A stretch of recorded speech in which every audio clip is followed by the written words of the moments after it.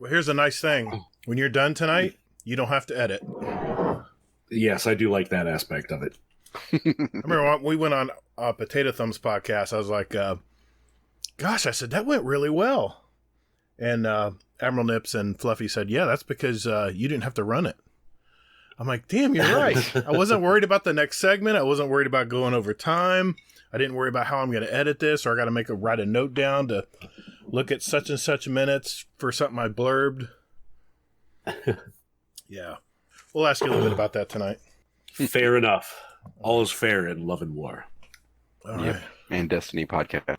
That too.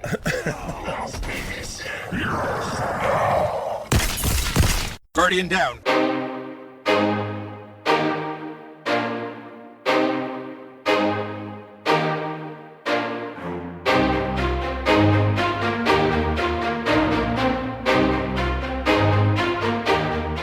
Hey, what's up, everybody?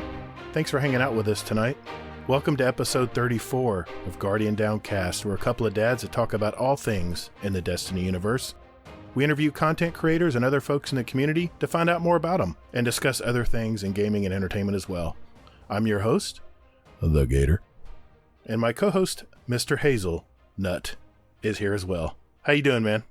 Doing all right, man. Doing all right. You know, life is, kicking me in the junk consistently. But I think it's kicking everyone in the junk now, from, New York to California. Yeah, man, we're in some strange New Jersey times. too. Strange times right now, aren't we? Oh man, I feel like I'm in a dream and I'm just gonna wake up. It's really weird. Yeah, I keep waiting for that. Yeah. So, what about you, man? Well, it's day 5 of our self-imposed quarantine. It's surreal. My wife is already going stir crazy. She's entered she was entering library books in. She bought new books for the library and she has to enter them in the computer. Yeah, so she's almost done with that, and I'm panicking because she's going to run out of things to do. two of us in a house. It's we'll see how it goes. But well, hey man, good deal. It's definitely strange times, that's for sure. Well, I tell you what though, with everything that's going on in the world right now, I am excited to introduce our guest to the show tonight. He's a dad who streams and games and is an avid Destiny 2 raid Sherpa, who's Sherping me as well, and the co-host of the awesome Guardian Hub podcast, our friend Sin. How you doing, man? Suck it, Hazel. Just kidding. Oh no, that's Gator's line. No, that's okay. I was waiting for that. The whole intro, I was like, oh man, I remember that. And the Sherpa thing. But I'm good. Thank you both for having me. And I do love you, Hazel. I mean that with love. I know. I love you guys too. You guys are awesome for what you do to our community. It's fantastic. And if it says suck it, Hazel, then I'm willing to take that for the community. I like to say I'm an equal opportunity offender, so I will rag on anybody, but meet them with love. But yes, thank you. Thank you for that, Sin. That is now a new soundbite in our show, and I will probably be using that a lot over this next year. That's a good Can't thing. Can't wait. All right. Well, let me give our folks here just an overview of the show tonight. We're going to catch up and hear Sin's story. We're going to test his Twitch reflexes with our, quote, new and improved fast fire session we call the speed run. Next, we're going to catch up in the last week in entertainment and gaming for all three of us here. Hazel's going to go over the TWAB for this week and the newly released Season of the Worthy from Bungie. We're going to talk about our thoughts so far in the new season. Finally, we'll answer Twitter and Discord questions from our community and add 2 songs each from everyone here for our Guardian Downcast playlist on Spotify and now iTunes. Hey guys, let's roll.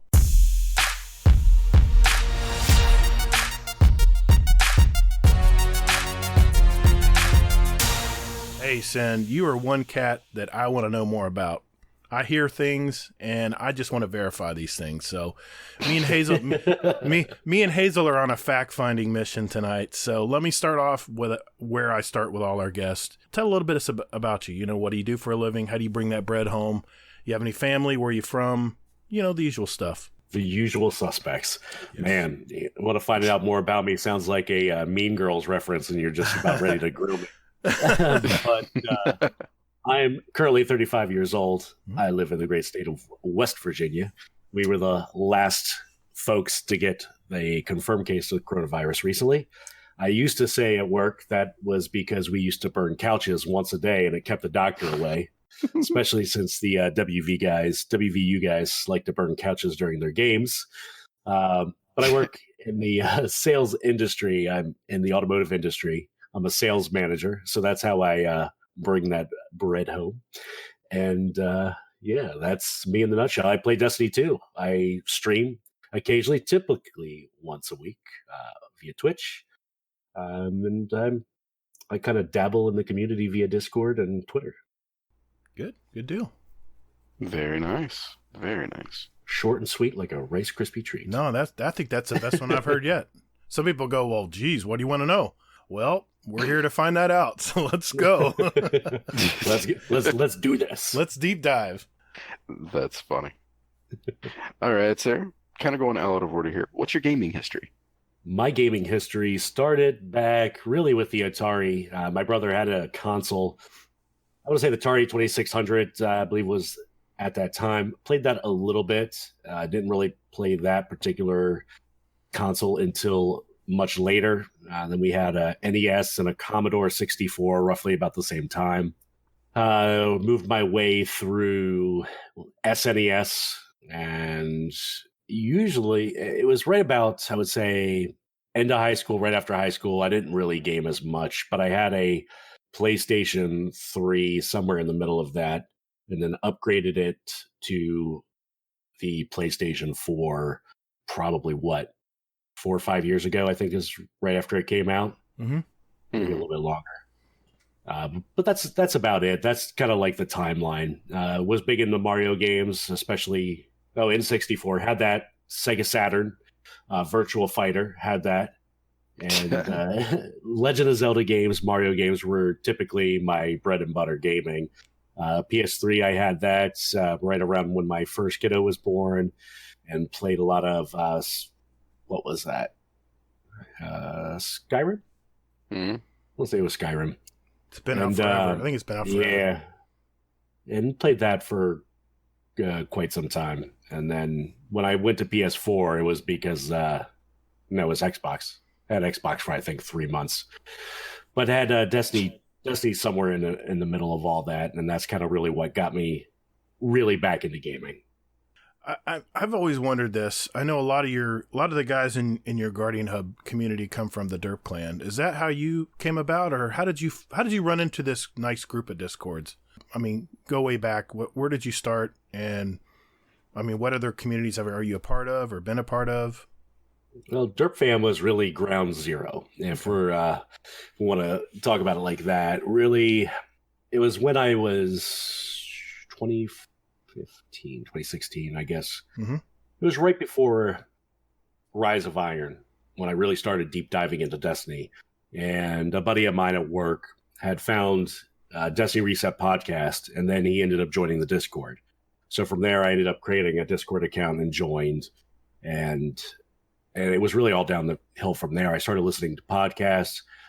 After he got me into that, I started branching out and listening to other podcasts, started joining other Discords, and really exploding in the community, or really deep diving into the community started from there.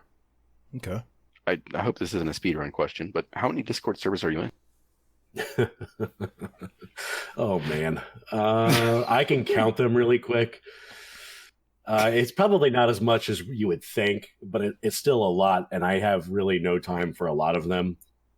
6, 9, 12, 15.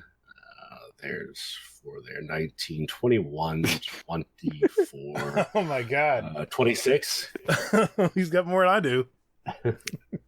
Nice. Yeah, it's a lot, and you have to think, because with having guests on the Guardian Hub, Sure. I've joined a few servers, and I've gotten to know people that way that we've had guests on, and people that I've found that we've had guests on, like Lock and Load Live. I joined hers. There's a couple that I'm part of that. Well, I guess really a lot of them that I really don't contribute in, because it's really content overload at some points. But I try to, at least when I have time, I try to go through them and try to catch up. Obviously, I can't read every message I miss, because that would take me ages to catch up on, but I try to skim. and see really what's going on in those communities and see if there's something that I will engage with or ask about or tag somebody and try to engage them on. So I do try to jump back and forth and see what's going on out of all of them. Yeah, it's I'm amazed how many people don't even know what Discord is. I mean, it's such a oh my gosh, it's such a cool thing, and I'll be one to put my hand up. For the longest time, I never used Discord. I was part of the Adult Gaming Alliance clan, and it was a website, literally. They hosted a website, and they had everything that the Discord has now. They had different channels, different sections. They had mods and admins, and just like they do on the Discord channel. And now that Discord is a main way for people to meet up, it's one of the main, I guess. There's tons of others out there, but yeah, man, it's really nice. I'm loving Discord. I mean, hell, we're recording on through Discord right now. So, what can I say? Well, let me ask you this. You talked about how you deep dive into Destiny and in the Rise of Iron moments. What is it about Destiny, man? What is the special sauce that Destiny has? And I know you probably have a myriad of good favorite moments, but can you think of one offhand too, once you answer that first part? So what is it about Destiny 2? What Destiny period? Did you play Destiny 1? Yeah, there towards the end of Rise of Iron. So Destiny in general. So what is it about Destiny? I really like the overall gameplay of the game, and whether it's Destiny 1 or Destiny 2. Mm-hmm.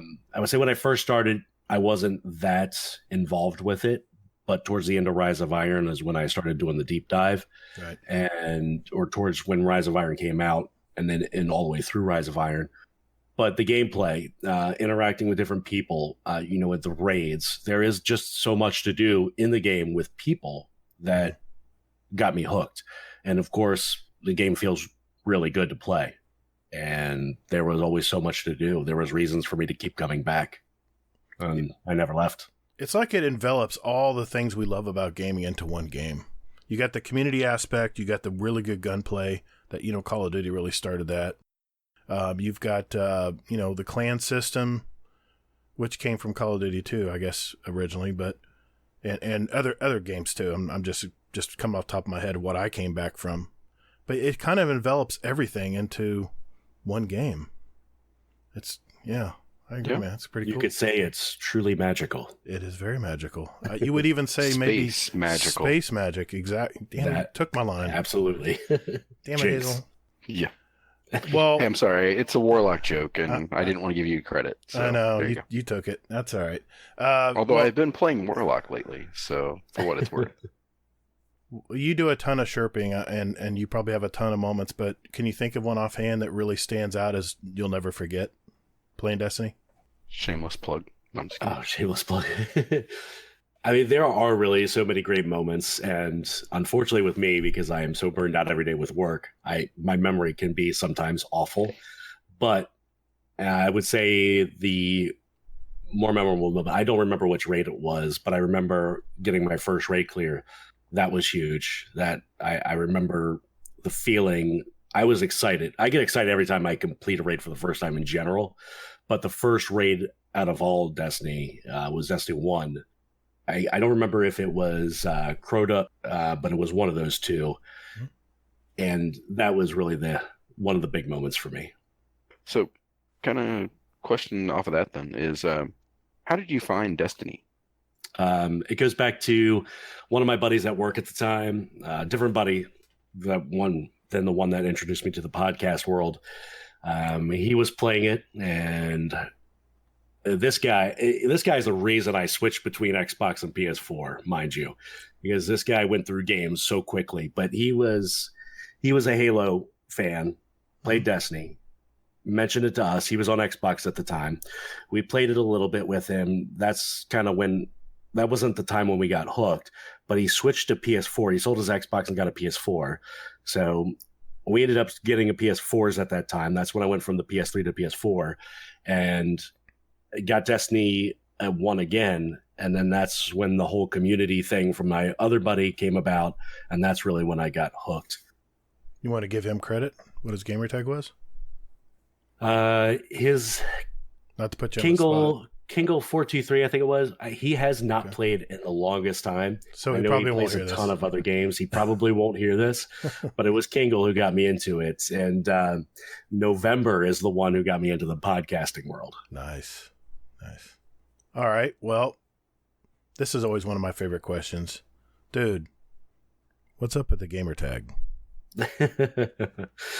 I can't remember if anybody's actually asked me this before. So I'll preface this with, back with the whole AOL 3.0, my gamer tag back then was DukeBot316. Okay. So that was the time when Duke Nukem and wrestling were both pretty big. I get it. Okay. So that obviously was, as I got older, was just not cool anymore. My original gamer tag for PlayStation was Blue Angel Sin, and where that derived from is I have a tattoo on my right thigh of a blue angel, and I've always kind of liked the kind of the play on that of an angel being named Sin or something to that effect. Mm-hmm. So that's where the Blue Angel Sin came from. Over time, I kind of migrated that just to shortening it to Sin, and since then just keeping it as Sin has stuck. Yeah, it's funny how once you settle on a gamer tag, you can't change it because that's how everybody knows you. That is true, and I see people change their gamer tags in Discord or their tags in Discord all the time, and I'm like, wait, who is that? Yeah, it's hard to keep up. Yeah, like speedrun leader. Who the hell's that guy? Yeah, in our Discord. Yeah. The Beard MB, aka Mitchy Slaps. Yeah. Oh, trust me, I listened to that one, and the 24, I think it was. I am not looking forward to have to compete against that. Oh, dude, just have fun and just go with the flow, and you never know, man. I mean, I think back to Agent H, who won last year with, what do you have, 20 questions? And he wasn't even trying. He was just relaxed, and he was just answering the questions. And if you overthink it, you'll definitely sabotage yourself because there's always a curveball question in there. But I know, but being in sales, I'm competitive and I like to win. Dude, so. you're a gamer. We're all competitive. I don't care if you say you're a peace and love gamer. Everybody competes as a gamer. That's why you game, man. It's all about score. Exactly. Yeah. All right, sir. So, what's one thing about you that no one else or very few people know? Exclusive.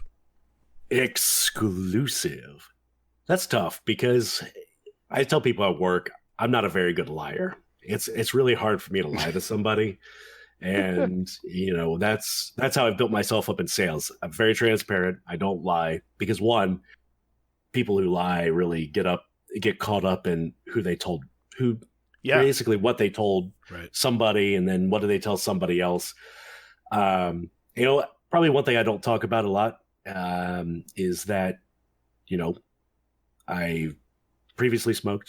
I still do. I switched to vaping recently, or fairly recent, to try to curb the smoking. That's one thing I really don't talk a lot about. My wife hates it. She hated it.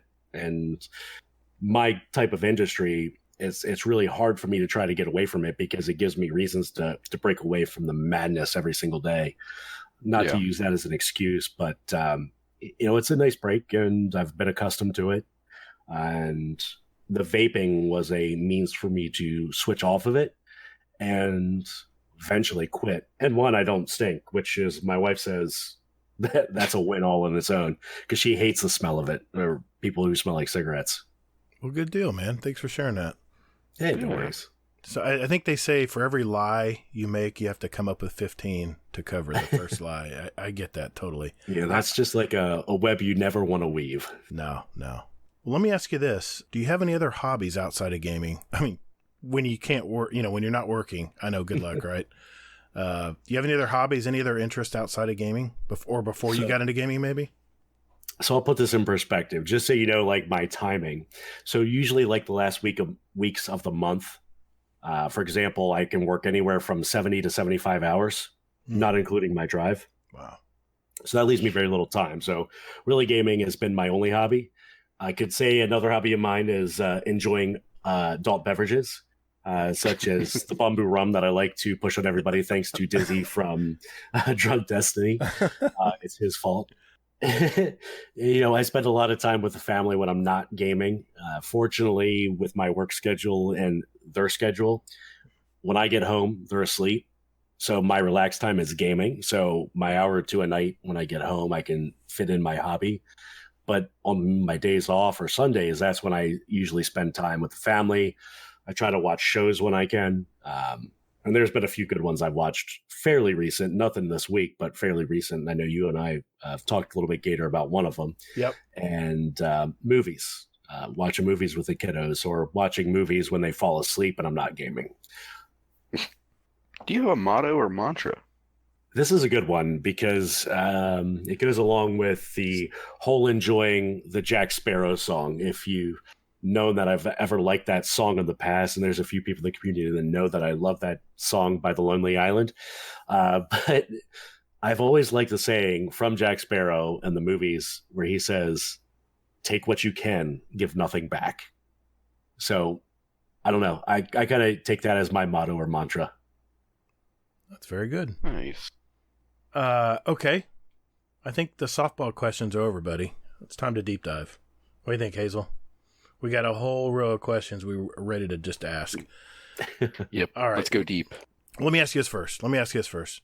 How did you meet Kingsley Mack? Let's start there. Because you two are both in this podcast. How did you come across Kingsley Mack? Well, Kingsley Mack and I played together in Destiny, the original Destiny. And a lot of the running Wrath of the Machine is kind of the most recent memories, obviously. I mean, we played a lot other than that, but it was from Derp Fam, I believe, is where we originally connected. And since then, we've played. I've played with him a ton on and off. I'm sure in between that. I play with him a ton now. Him and I usually get together when I'm on. If he's on, we're playing and doing something. But yeah, Destiny 1. Okay, and I'm ground zero for that. I'm gonna weave two other questions in here, Hazel. Go for it. Just for people who don't know, I don't know why they wouldn't, but for people who don't know about your podcast, just give us a good elevator pitch. What's your podcast about? We are two guys that enjoy playing Destiny. We bring on different guests and really share our experiences in the game. And we talk a little bit about, news, what's going on in Destiny, what's, maybe like what's meta or not meta, what people are running. But it's really more so focused on the experiences in our community. And we bring on a lot of guests. We've brought in smaller people that we game with all the time that necessarily don't do YouTube or don't do Twitch. We've brought in people that some of the bigger names, Man at Arms, who does YouTube and Twitch, Lock and Load Live. When we brought her on, she was really big into Twitch and had just gotten her partnership about the time we brought her on. But yeah, I mean, we just all really about the community and the experiences gaming. Well, then I'll follow up with my final question. It ties into this. What was the genesis for this podcast? I mean, did you and Kingsley just get together one day? I'll let you tell me it. How did it all get started? It's very easy. Kingsley messaged me one day and said he wanted to start a podcast. That's it? Yeah, that's it. Okay. Well, all right. You need my help? All right, good. I'm game. Well, I tell you Because what. at that point, that point, it was starting to happen right about the time, I was done with Bushman Bob. Destiny Addicts. Yes. Brain malfunction, too much to drink or not enough, either or. Destiny Addicts podcast, that was my start of actually doing podcasting, which just happened by chance via Twitter. And then that kind of got, with some recording schedules, that just kind of got put by the wayside because it was super early mornings, Sunday mornings for me, like 6, 7 o'clock in the morning early. And that was like my only day. And then they were switching some schedules around and wanted to move some things around. So it worked out. No hard feelings with that. It actually worked out. Worked with my timing and schedule with work. Cool. And then Hoot Dog, it was about the time Hoot Dog was doing some transitioning, and the Gunbait had asked if I wanted to come on there. And I came on for a couple episodes. A couple of them weren't finalized. And then that kind of met its demise and is now what it is today with Clear Night. And then right about that time when Gunbait was asking me, Kingsley was asking me, and it just kind of fell into place with recording a couple episodes with Hoot Dog, that kind of not coming to fruition. We started ours in March. It was really about a year ago at this point, almost a year ago today was when we started. We had our first podcast recorded and released. Long-winded. No, that's perfect answer. Yeah, I was just thinking back to that. I was like, I remember you being on with Bushman Bob and Kendo Gibbo and all that. So there was a lot of C-bombs dropped back then. Man, they definitely cut. They light it up, man. Yes. Yeah, that's, they're not afraid of the C word. No, they're not. They are not. Not anymore. It used to be beeped out all the time. Now it's all is fair and love and war with that. All right, sir. So what was the last game you played outside of Destiny? That is an easy if one. there is one. Oh. Actually, maybe not so much easy. I have the last couple games I can tell you because I don't remember what order I played them in. But Borderlands 3, which I still haven't finished the main campaign on, and I want to, so I can do the DLC. But that, and there's Dauntless. Dauntless on Epic. It's kind of like the free version, I guess, of Monster Hunter World. I played a little bit of that not too long ago. And those games I'm not like heavy into. They pass the time because I want something a little bit different. I know you guys are known as the raid guys. I mean, if someone needs a raid, you guys are Johnny on the spot to help out, and me included. And what is it about raiding that you guys like so much? And how do you overcome that inevitable frustration that all of us go through doing raids? I enjoy raiding just for the simple fact it's a very challenging activity, and the fact that I don't see myself as a day one raider, but once I get the hang of the mechanics, I know them, I can explain them, I can teach them. Same, I'm sure, with Kingsley. I can speak for me. I think Kingsley feels the same way, but I think it's enjoyable getting people through their first raids or helping people get them that don't necessarily have groups or wouldn't necessarily do them on a regular basis, because I remember how I felt when I did my first one. It's awesome. You get to the end. It's like, man, I can't believe I did that. There's always mechanics involved, learning the mechanics, being able to get through that and knowing that, man, I did something awesome. I like doing it. I think it's awesome every time I do one. Even with the ones that I've run dozens of times, like Leviathan or Eater of Worlds, Last Wish, Scourge, and I haven't, obviously the two new ones, I probably don't have as many under my belt as Kingsley, but Garden of Salvation, Crown of Sorrows, those ones have that. I think they have some new lore to them, especially Crown of Sorrow, which is super, super mechanic heavy. Mm-hmm. And when you can learn that and get through it all the way through, especially with how many people are involved in different sections at that end part, mm-hmm. It's a great feeling to be like, man, that was tough, but I completed it. I love doing them. Whether I've done them one time or 20 times or 50 times, I love doing them because it's fun, just getting the mechanics down and going through the motions and completing such a daunting task such as a raid. Yeah, they're definitely one of the bright spots for Destiny. There's no feeling like completing a raid. I can't explain it either. Okay, well let me set up a scenario for you here. I'm Joe Newbie, and I've never done a raid in my life. I don't understand these roles I have to play, or I'm just a total noob at this. How do you guys go about steering a virgin through the raiding grounds? I mean, is there a system you guys have? Is just a certain train of thought? I know you have an awesome community of people around you that help you with this, but not excluding them in here. But for you and Kingsley, is there a certain pattern or a certain routine you go through to get people synced in or make them see how it's done? Nah, I wouldn't say a certain pattern. I mean, we're pretty relaxed. Most of the time when I'm raiding, it's after I get off work, so I'm super chill. This is my downtime. Right. But a lot of times, most recently I'll let Kingsley explain, and then I'll jump in and put some comments in there where I think they might explain it a little bit better. Mm-hmm. I think it's just explaining the mechanics, and then setting a person up who maybe hasn't done something before in a position where it's not as difficult, or it's easier to achieve that 100% or achieve completing a task easiest. You don't want to put somebody up. I would say it's just like sales. You don't want to set somebody up where they're going to fail. So you're never going to set somebody up who's newbie to a raid in a more difficult task. Mm-hmm. Like nuts, I call them nuts, or the crystals in Last Wish.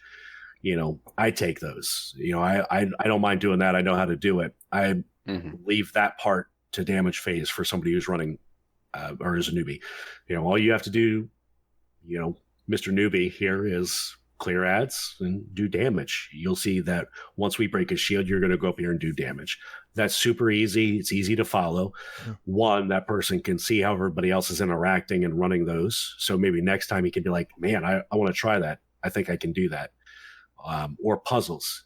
I take those because that one's a little more involved and you're doing it in such a compressed time frame where you have to make decisions on the fly. Somebody who's coming into a raid is not going to know maybe necessarily how to do those decisions on a fly. You set them up more so for success. I think that's really what we try to do. And if somebody wants to try something, hey, great, let's try it. We're going to show you how to do it and let you run it. And, what if we fail that encounter? Hey, what do you think went wrong during that encounter? Kingsley's great about asking that every time. Man, what do you think went wrong? Do you think, is it the damage? You having trouble staying alive? And that's great, because then you find out where we can all help to be successful.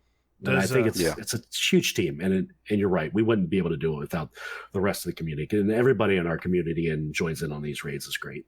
Have you ever seen Kingsley just lose his shit? That guy, that is the most calm guy I've ever. I mean, he is so businesslike. It's amazing how he keeps his cool. I don't think I've actually ever seen him lose his cool. Wow. And I don't think I've actually ever lost my cool, like, on anybody ever in the community. Like, I'll joke around and rag on people all day long. Yeah. Because I get enough of, like, the anger during work hours. Oh yeah. Especially it's like babysitting kids at work almost. So no. I don't think I've ever seen him blow up on anybody. It's just like we try to joke and have a good time. That's what the mute button's for, right? Yeah. I think Kingsley is rum. very. Yeah, I think Kingsley is very. Let me think of a good way to say this. I don't think he gets upset. Boomer. No, don't start. I think that what he does though is I think he's very tactical with what he says when he's like you said, well, why did we fail that time? And like 5 times in, it's like, are we still trying it that way, or do we want to try it a different way? I revert you to my first question. Have you ever seen him lose his shit? Because I keep thinking he's gonna mute his mic and go, "What is up with these guys? Why can't they get it?" He might have some strong opinions on things, but it's never losing his cool. That's admirable. I wish I had that control. Damn. Play Crucible with me and you'll see I lose my shit. So. Oh yeah. If we're talking about Crucible, I'm like cussing. It's F-bombs everywhere. I'm like, how did this guy get me from across the map like that? I was around a corner. Seriously. All right, I'm gonna let Hazel talk now. All right. Well, question I had was, tell us about Destiny Digest. I know you guys are taking a break of sorts right now. So how did you get involved with that? So Dan Finney was actually one of our guests. I've known Dan for a while. He had put out on Twitter that he was looking for somebody to cover one of the days, I guess the TWAB at the time. And I had messaged him before. I said, look, if you need any help with anything, I know it's a lot doing it daily. Just let me know. I'm here to help. So I messaged him and said, hey, I see you're looking for somebody. If you need help, I'm still here to help. Let me know. And from there, he said, okay, cool. Well, put together a little snippet. I know I just covered the TWAB this week, but you record like a little 3 to 4 minute, 5-minute segment of you covering the TWAB, send it in. At that point, I think he had Arrow and Green Eyed Music Lover still on it.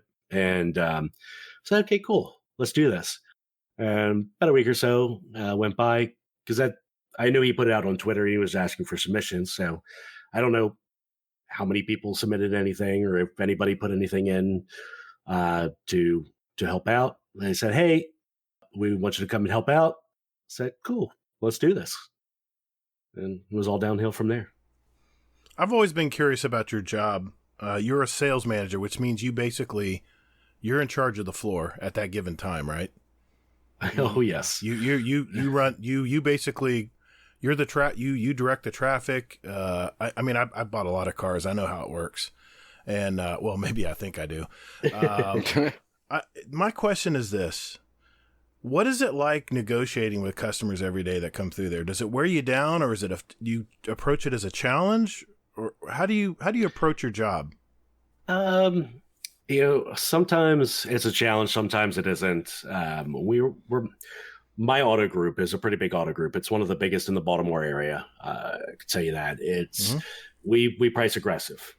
If somebody's beating us on price, they're going to really have to try to beat us on price. Okay. So negotiating should be the last thing on our plate. It's more, and especially with the internet over the past however many years, 5 to 10 years, it's really price should not be an object because most people coming in have already shopped price online. Right. They've already gotten 10, 15 emails from other dealerships trying to get them in the door. Right. We try to set it apart with experience.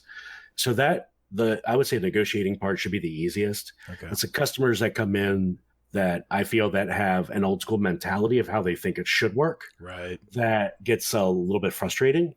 And I treat everybody a little bit different. I know there are different cultures or different backgrounds. They all handle negotiating a little bit differently. Sometimes I'll go in guns a-blazing and I am super firm. And I'm like, come on now. You already know what our price is. Why are you even negotiating? I know you've gotten other prices. Here's where I'm at. Buy the car. You know it's the best deal out there. Oh. and sometimes I'll bring sarcasm into it. And you just got to know like the person you're dealing with, because sometimes they'll look past it and you won't offend them. Sometimes they will. And sometimes I'll come in super passive and super nice. And I'll lay it out with them. I'll give them an invoice. I'll walk them through the process and be like, come on. I mean, we're giving you an excellent deal. That's why you're here to begin with. I can help you out. I see you're trading a vehicle. Maybe I can get you a couple $100 more in your trade. Most of our customers really want payment versus price. Is that your concern? Maybe we can look at other terms. Right. And we're negotiating that way. Relationship selling. Yeah. My dad taught me, wow, I've witnessed so many car deals with my dad. I think my dad would walk out 3 or 4 times and the salespeople would run out the door trying to catch him. And my dad would spend he's old school. And unfortunately he taught me how to be old school. He'll be in that dealership for half the day. He will wear you down. You're not going to wear him down. He will wear you down. And usually he goes in there, he's got good financing or he's got cash or whatever. And face it, we all know you don't make money on the car. You're making your money in the finance office. That's where the money's made. It's finance, and really our dealership's not geared to finance reserve, so it doesn't matter about marking up rates or anything like that. It's all about the product. Right. We're competitive on not only the price but also rates, so we don't try to play that game. Right. And we have caps on how much markup we charge on our products, so it's just about selling the value. That's good. So, like I said, I'm old school. We try to be pretty fair. Sorry, I'm not trying to expose you or anything. Honestly, that works sometimes. I mean, if we're desperate to make a deal, sometimes our bosses will be like, "All right, go back with this," or bring them back in, give them another $200, make a deal. Yeah. All right, dude, whatever you want. Because at that point, it's I get paid off a gross profit, so every little bit we give out, right, I don't get paid on, Sure. which I'm cool with, because as long as we hit our manufacturer money, it's like, okay, let's rock and roll. I'll drop my pants. I'll make a deal. But as long as I know I'm getting something in return, I'm doing that penguin dance, as we like to call it. Welcome everybody to the Car Dealer Association podcast. Yep. Car Dealers After Dark. Yes. Ooh. Yeah. But I do want to also thank you, though, because when I was looking for my car, I received numerous messages from everybody saying, hey, you need to reach out to Sin. You need to reach out to Sin. Yep. He's the man. Yep. And I think I even ran a Carfax for you on one of the cars, didn't I? Yeah. Yeah, you did. That was awesome. I was like, wow, this is great. I was like, can I buy a car from you? But hey, all you have to do, anybody who wants to buy a car from me, just come to Baltimore. That's all. Yeah. So, all right. Oh, I'm sorry. We got off on a tangent there. Yeah, a little bit. I was like, yeah. This is still a Destiny podcast. Oh, my God. Yeah, we got a few more here. Go ahead, Hazel. Yeah. So, where did you pick up basically your magic of editing and either love or disdain of it anyway? As I've done it more and more, I really dislike it. I used to be super picky, and that's why I really dislike it now, because I think over time, a lot of the stuff that I edit out, nobody really hears anyway. Mm-hmm. I hear it because I hear everything comes through my headset. Right. When you actually hear it in the car, a lot of it doesn't come out, or you hear it on an iPhone, it doesn't come out. Yeah. But, I just really learned from, talking with people, reading stuff online, and using a combination of the both to kind of have my method that I do week in and week out with Guardian Hub. And I've been less picky recently. I leave a lot more in. I leave a lot more dead space in. As long as it's not 30 seconds of dead space, I'm leaving it in, because the pauses and some of the breathing in there, as thank you, Danfinity, for this, humanizes it a little bit more. So, we are human. We're not robots. It doesn't need to be perfect 100% of the time. Right. I get that. But I try to edit out like long awkward pauses, like those 30-second pauses, if they do ever happen, or if there's any tapping on the track that might come through on the final edit, I try to mute those out. But it's a very quick process now. Before, it used to take me hours. And now it's on pretty good days, I can do it under an hour. That's good. Nice. I haven't gotten there yet. I know you're preaching to the choir here, so I know exactly what you're going through. Yeah. And that's why we talked before the show. I mute a lot.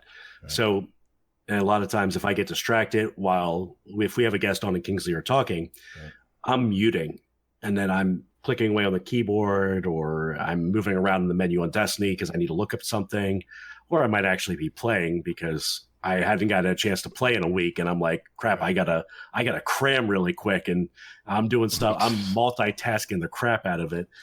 But I try to mute a lot of that so I don't have to do it in the final edit. Well, we're getting up there in time. I've got one more question, Hazel. You got one to ask? Yeah, it's okay. We can hit it later. Okay. All right. Maybe one more. Just do it real quick. Speed run right now. Let's go. No, my final question was kind of relates to both of us, both our communities here. What do you think about this podcasting stuff? I mean, you guys have got us. You're on episode 50, 51, 53 is, I believe, about to come out. So you guys are. Oh no, I'm sorry. 51's done. 52 is about to come out. So we've been doing this for what, 10 months now, Hazel? Since July of last year. So I think I figured it out. It's like 10 months. So you guys are at least a couple, 3 months ahead of us. What do you think about all this podcasting stuff? You like what you're doing, or?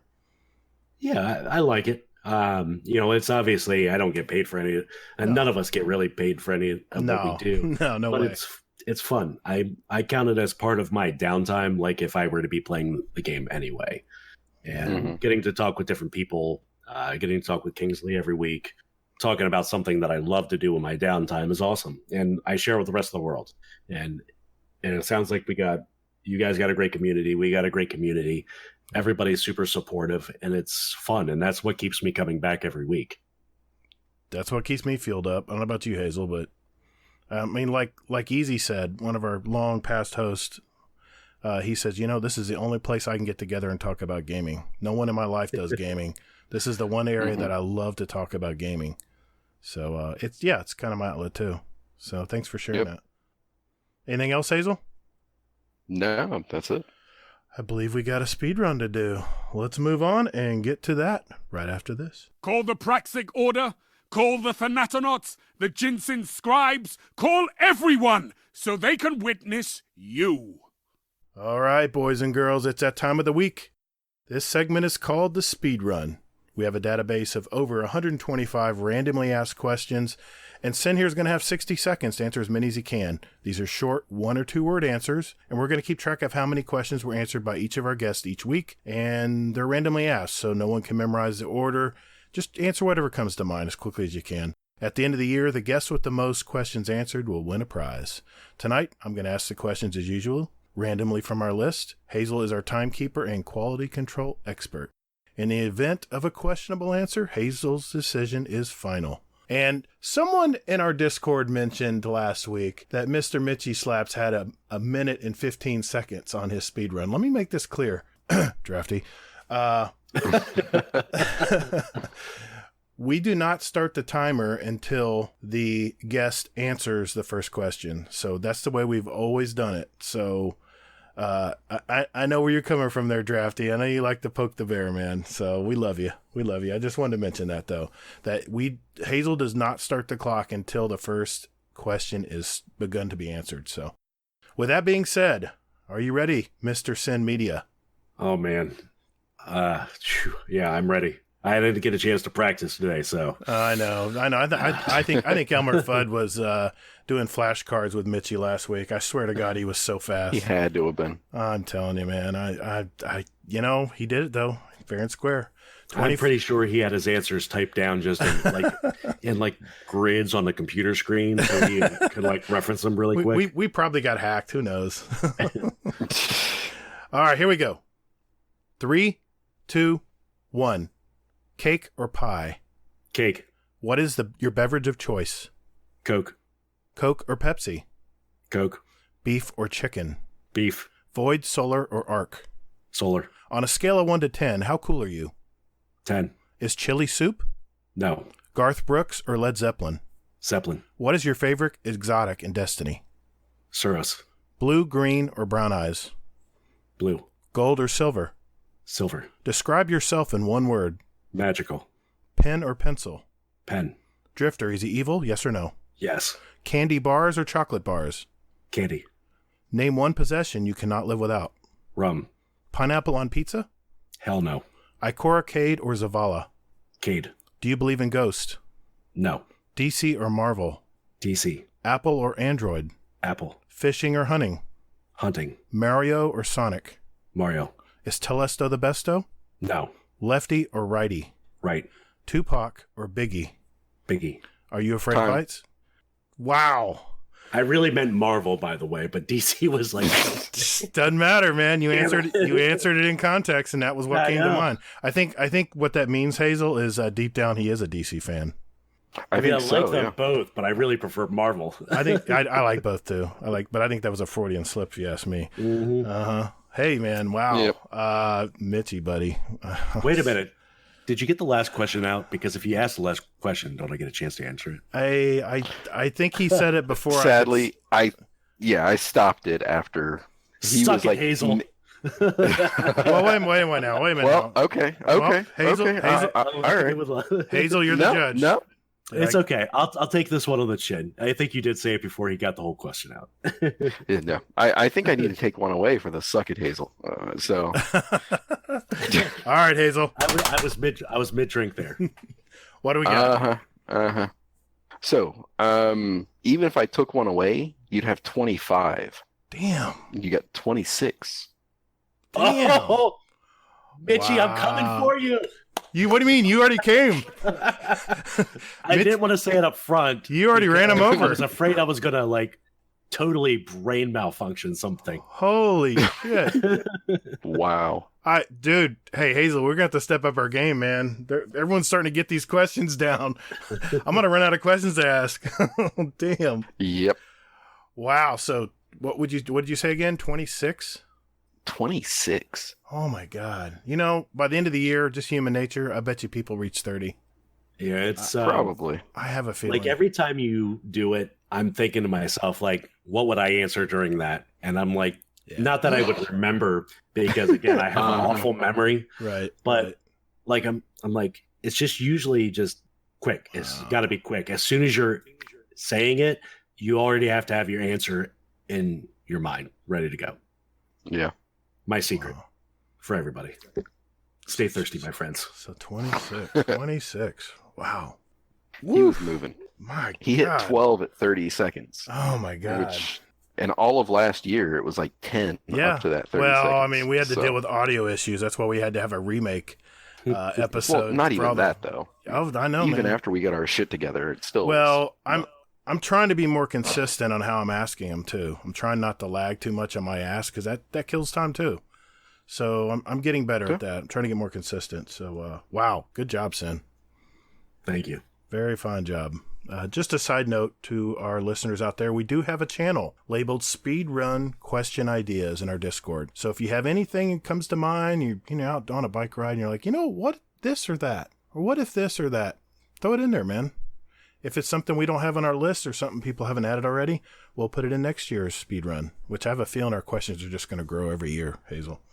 We're going to probably have like 400 questions by the time we get to episode 3 or season 3. Jeez. All right. Well, good job, Sin. We are going to move on right after this.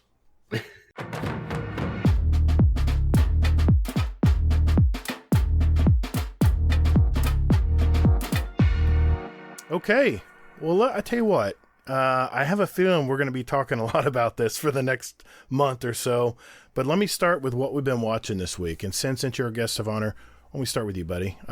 When you're not working, have you had a chance to watch anything entertainment-wise? The back of my eyelids. Probably. That counts. Yes, it does count. I did watch one thing this week. I have not really watched the shows I've wanted to. I know there's a show you're probably going to mention here very, very soon that I really want to start watching. And I have not finished the Mythic Quest yet. I think I'm a few episodes away from finishing that. Mm-hmm. That's been a super fun series. But I watched Frozen 2 for the first time this week because it's now out on Disney Plus. That was definitely interesting. How old's your little ones? I have a 9-year-old, 3-year-old, and 1.5-year-old. Is the 9-year-old a daughter? Yes. Yeah. Woo! So what do you think of it? It was good. It was good. It was a good twist on the story and expanded on the story from the first one. I like how Elsa got frozen this time around, not Anna. And Anna saw this little spirit frost thing that came out that helped her realize what she needed to do to save Elsa.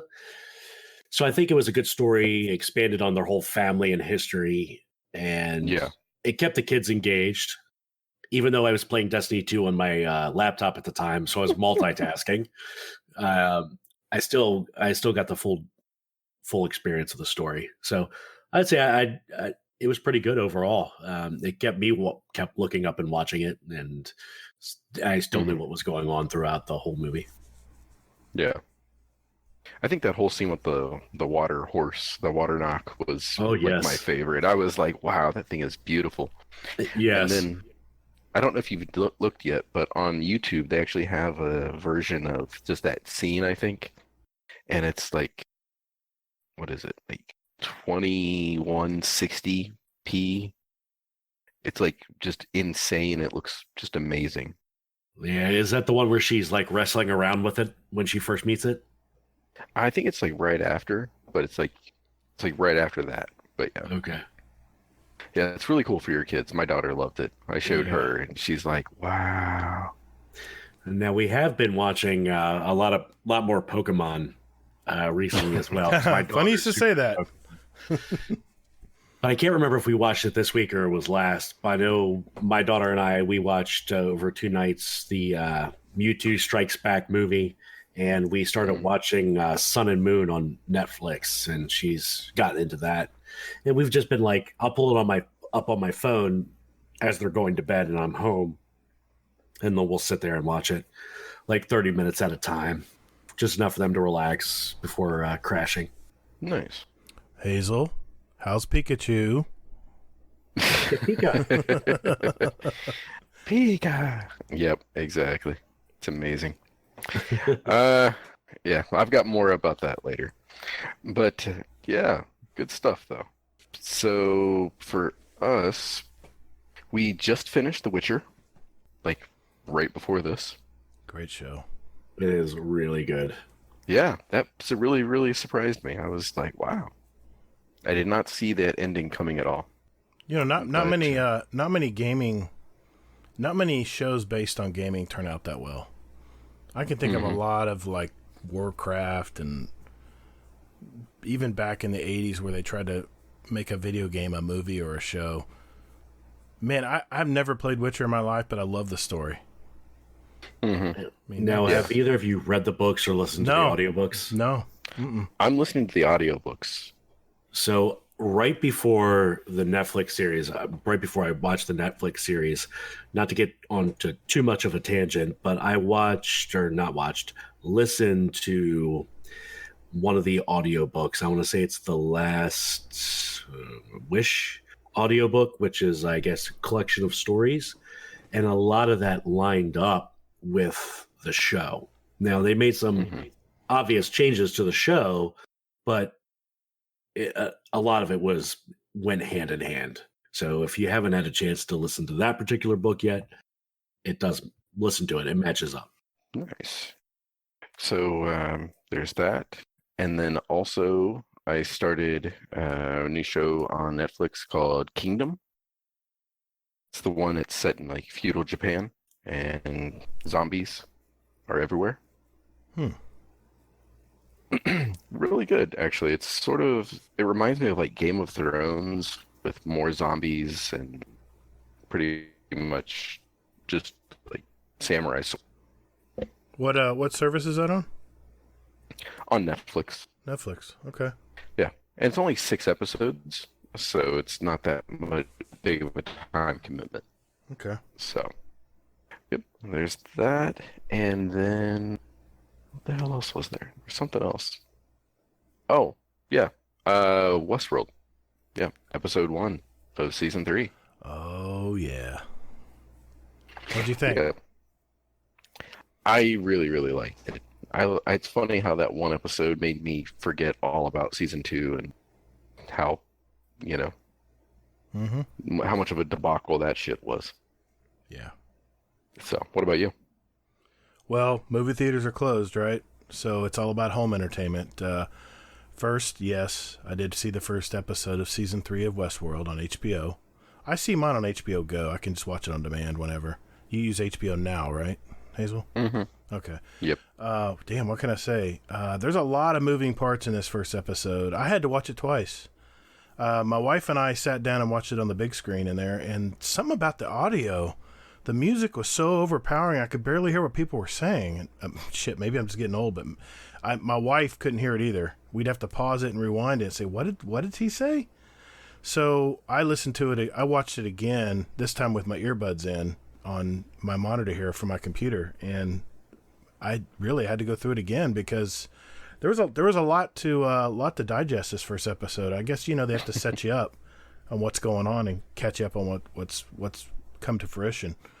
But I can do is laugh because I don't want to say anything and ruin anything for anybody. Exactly. I'll just say this: Yeah. everything comes at you fast, and for some reason, like I said, the voice audio was not blended well with the music, and music seemed to be, I don't know. I'll leave that alone. But I was always having to ask my wife, "Wow, what did she say?" It's going to be a great season, I think. If you have HBO and you haven't seen this show, you can stream all the past seasons if you have HBO Go or HBO Now, like Hazel has, or if you have cable and you have HBO, they all have on-demand services. It's worth your time, trust me.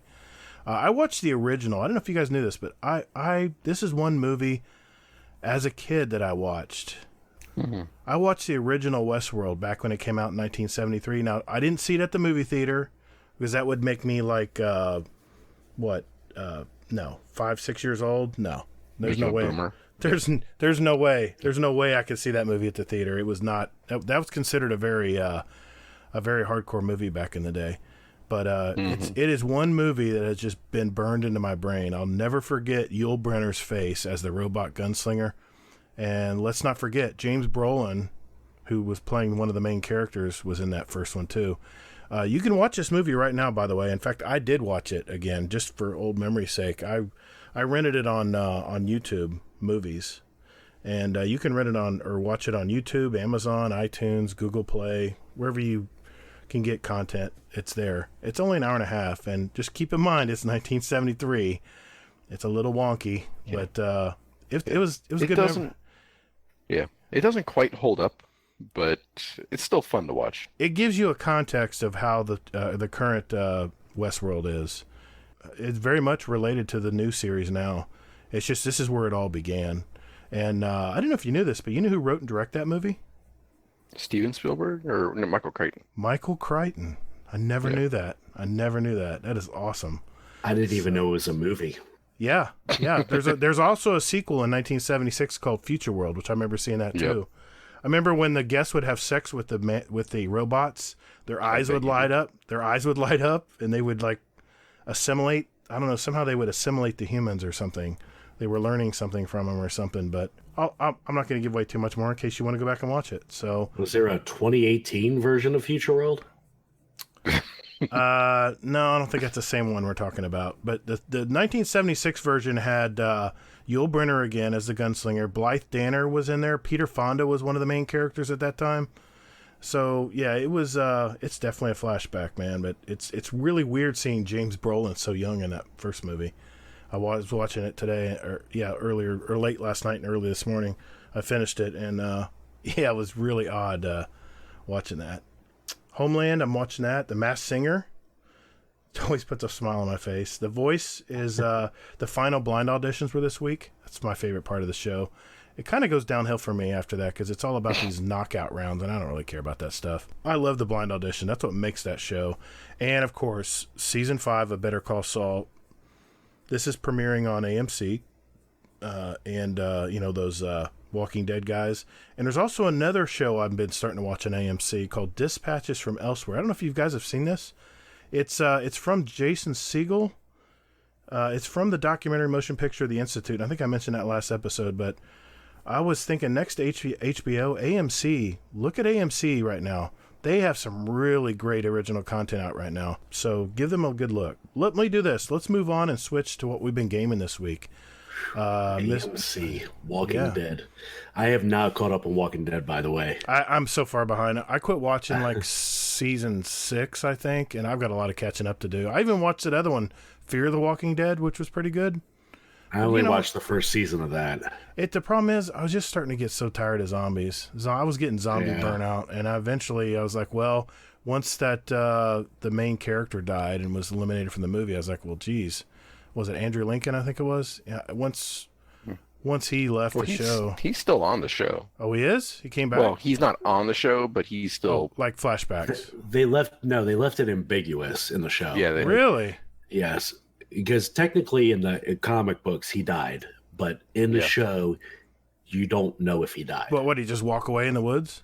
He got kidnapped. He got taken away on a helicopter. Okay, whatever. That's right. I remember that part now. That's where I left off. So I guess I don't know anything past that.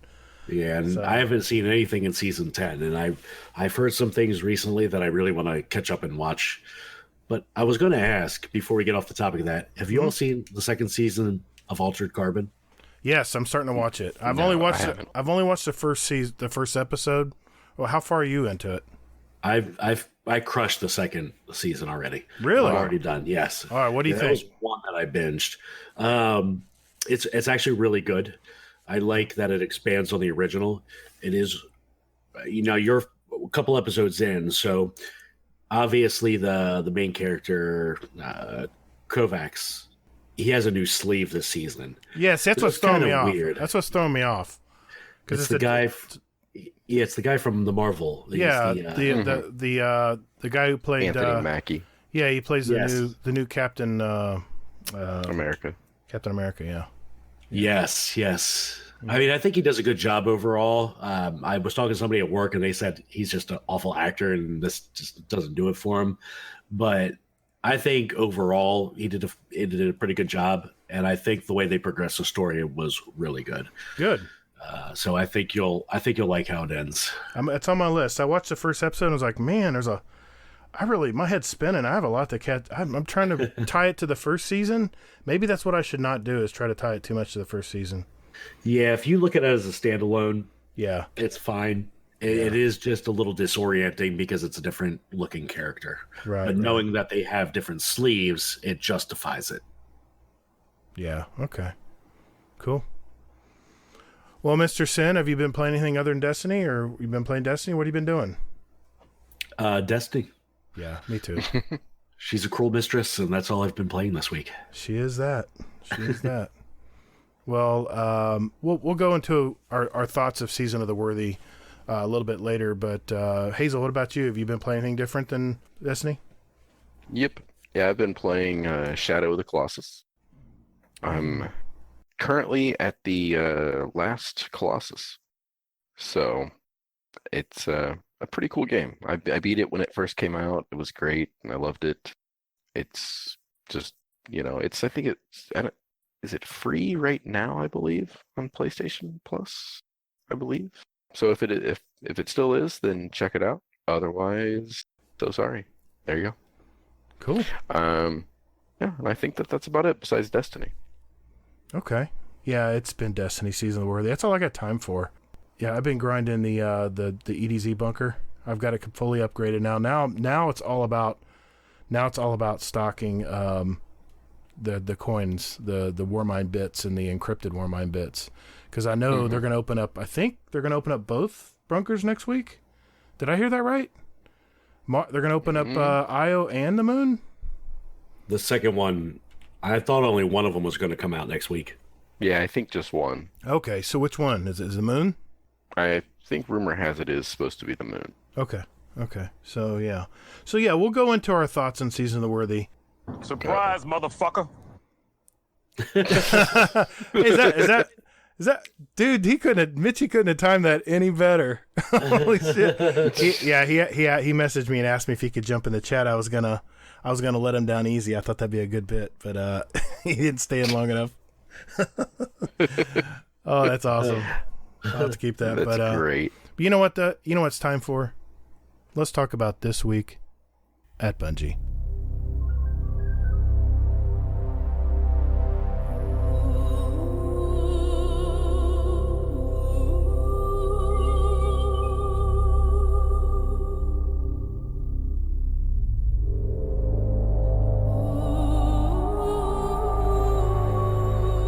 All right. This week at Bungie, what do we got, Hazel? All right.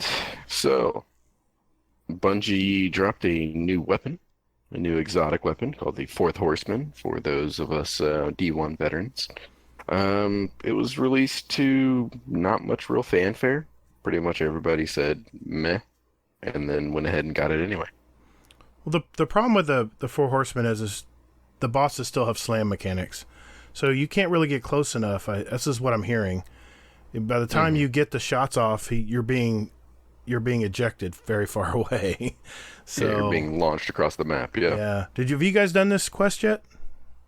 I started it. I started it too. I'm on my getting Cabal kills. I'm getting Cabal kills still. It takes forever to get those Cabal kills. I can tell you it takes about 2 hours, 2 hours and 15 minutes roughly. I did it the first night it came out. You front to back? Front to back. Start to finish, about little over 2 hours. Is there any way to kill Cabal faster? Lost sector on Mars in the bottom right hand corner. That's what I've been doing. Okay, so I'm doing the right things. Yeah, it just takes some time. Yeah, farming. That's all. Gotcha. Yeah. Isn't that the only piece to it too? No. To the whole quest? No, hell no. No, the best is yet to come. Public events. Yeah, why don't you let us know, Sin, what's involved? So Hazel knows. I was super annoyed with it because it's like, man, this is like just grinding for the sake of grinding. But it really wasn't that bad. A little over 2 hours to get it done front to back. There was something you got to do with public events on Mars, which the EP does count. One of them's Cabal, chests or Cabal in general. Cabal is super slow. The chests give you the most progression, just FYI. The chest you can get in the top right area by EP, but you just gotta be lucky enough to find one of the Cabal chests laying around. I found one, it's like 20% per chest, by the way. So you can like spawn in, spawn out, spawn in, spawn out, and just I would just go back and forth. Clear the lost sector, come back up, find a chest, clear the lost sector, come back up, find a chest, and try to do it that way. But other than that, I think it was pretty straightforward. I think you had the public event, the Cabal, and I think there was one more step. And then one of them was the legendary lost sector. That's the part I think Hazel doesn't know what he's in for. It's 1,000 light level, by the way. Yes, and that is rough. Well, I mean, I've dabbled with it, and I'm like, oh yeah, this is fucking hard. Yeah. It sucks. Definitely going with the fire team. It makes it easy. Yeah. Mm-hmm. Right, and then I'm gonna skip this next part for a minute here, and then we're gonna go to light makers and light breakers. So this is trials specific engrams or not engrams, sorry, emblems that you can get if you're a light maker. So basically, if you help Guardians get their first ever flawless passage, you'll get this neat little glow and an emblem. And then light breakers, with that, if you reach 7 wins on a passage and then continue winning matches, you'll be identified by the flawless armor, which looks sexy. Yeah, it does. Yep. And then aside from that, Iron Banner. I'm excited. Sure. Just because I'm not high enough light to play trials yet. Well, yeah, exactly. Well, artifact power doesn't matter with this, right. But still, yeah. Still power enabled. Still power enabled. Yeah. Yep. Still power enabled, but artifact will be disabled. Thank God. Yeah. Then aside from that, something called Smelting Light quest, which is going to be the only pinnacle weapon of this season, which is going to give us the Point of the Stag. It looks which pretty is good. a new bow. Yeah. It looks like a heavy bow as well. I like Looks like a different version of the Leviathan's breath. So it looks good. Although this does bows looks are just sexier. It looks damn sexy, but bows are just so bad. I mean, they can be good. If you need to get headshots, they're great for that because the aim assist is so high on bows. Yeah, Leviathan's breath is fun to use though. Oh yeah. I feel like a little cheap little bitch when I'm using it, but still. See, I knew you were basic. Where's that is. straw for that beer? It's in there, along with my my what is it? Pumpkin latte, my pumpkin spice latte, and my UGG boots. Hey, So yeah. I don't know about the UGG boots, but I could get down with some pumpkin spice latte. Not gonna lie, I will be basic right along with you on that one. You know what? I think that calls for a Hazel soundbite right about here. What am I going to do with a Titan? They're damn near useless. Yeah, I'll be adding God that in. knows what the hell that's going to be. Oh, we'll find out. I have so many. I try. All right, and then aside from that is going to be some bugs that they're fixing, all that good stuff. Bungie is doing some more Bungie Foundation updates regarding money that they've given to various charities. Yeah, Thanks to all the community support. $1 million. I mean, that's a lot of money. Yeah. Hey, and all we got from it was a pin and an emblem. But it's worth it, though. What about the And some t-shirt? shirts, maybe. Yeah, we got the t-shirts. Yeah. Yeah. T-shirt, too. Yep. It's good stuff, though. I mean, it's all for a good cause, which is amazing. So. All right. And then aside from that, and this is the part where Gator's going to have to chime in a little bit here. This is an extension of your hand, which sounds sexy in a way. Anyway, so with this is basically Twitch extensions. Now, Gator, would you care to elaborate? Well, this is the first official Twitch extension from Bungie. I know they've had some third-party ones in the past, where you can look at loadouts and stuff, but this one is really good. It not only tells a streamer where they're at in their card, it not only tells them what they have set up and what perks. I mean, they have everything. It's totally right out there, so the poor streamers don't have to answer, what are you wearing? Why are you wearing that? What are you on your card? And it gives the streamers a big relief. They don't have to answer the same question 10 times all throughout the day when they're streaming. So it's really nice. But here's the thing. It has a viewer rewards part on this as well. If you switch over to another tab of this extension, it has an area called viewer rewards. And when you go on that, you have to, of course, do all the normal stuff. You have to link your accounts, your Twitch account with this extension. And you got to install it and all that good stuff.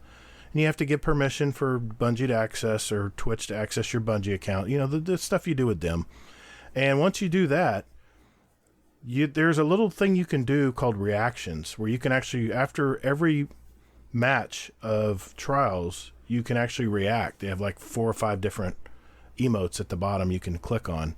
And if you click on 10 of them, this is the first reward thing they have out for everyone. You click on 10 of those, you get 12,000 XP, you get like 15,000 Glimmer, you get 5 to 10 Trials tokens, all for just reacting 10 times. It's really nice. I started doing it before the show tonight. I was watching Bandwhite play some Trials, and 1 Second Kill, I think I was watching him too. And I was just sitting there just reacting, after every match, just hit react. It pops up at the bottom like a little set of emotes at the bottom. You click one of them, it registers as a reaction to the match, and it goes toward your 10. When you get your 10, you get those rewards. They're sent to your account automatically. Probably similar to how the Bungie rewards works. It'll just be waiting for you, probably in a package or something at I'm guessing the postmaster or something. But yeah, that's it in a nutshell. It's pretty cool though. It's officially, released from Bungie, so it has all the stats of the guns. I mean, I'm looking at everything here. There's so many things it lists. I mean, you should have no questions to the streamer after you look at this extension. So definitely add it. Link your account. So if is you watch. this just an overlay, or what? It's the hell an is this overlay for the uninitiated. It's an overlay, and it's not too obtrusive. You have to have your screen open at a certain, size for it to fit without obstructing the view of what you're watching. But it's just it's on the left side of the screen. It's not really too obtrusive, and you do have an arrow where you can pocket it and where it sticks, tabs just into the side of the screen. So it's not like you have to stare at this the whole time. But if, say you're wanting to see, hey, what's the streamer going to use this time against these guys? And it's in real time as he's switching weapons or whatever, you'll see exactly what's going on. And it's just where you can fully get educated on strategies and what the streamer's using. It also gives them a record, like how many flawless tickets they have, how many wins they have, and also what's their win streak. So it's really nice. It's really real intuitive. It's real easy to use, and you get rewards for it. You can't beat it.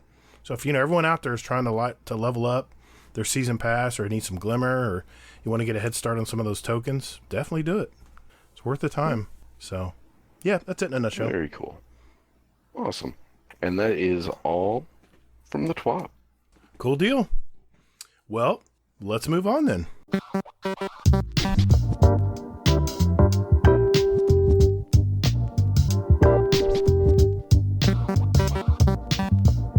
Okay, for our main discussion tonight, and it's going to be kind of short one tonight. Everyone has been playing the new season of The Worthy, and we had our first initial thoughts last week, but since we have Sin here, which plays probably as much or more than I do, let's go around the horn here and I'm going to ask a few questions here, and we'll see what everyone's thoughts are on it. Let's just start broadly here. Let's start with the overall thoughts of the season so far. Sin, let me start with you. What are your overall thoughts so far, if you were to squelch it down into one statement or idea? Oh man, we just talked about this, I think, on our latest podcast as far as the overall impressions of the season. Mm-hmm. See, I like it. For me, the normal, the grind as far as the 100 levels is still there. Mm-hmm. And I like the bunkers.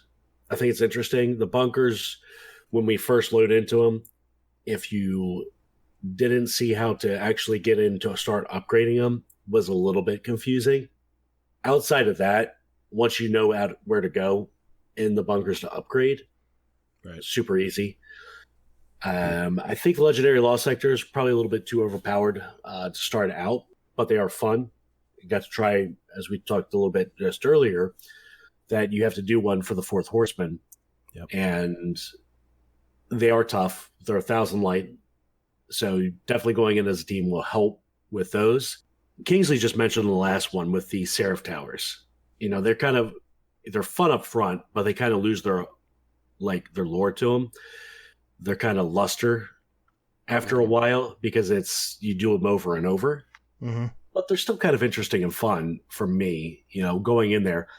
You know, I don't know if I could grind them for hours at a time, but a couple here and there as I log in for the night to maybe try to do bounties is fine.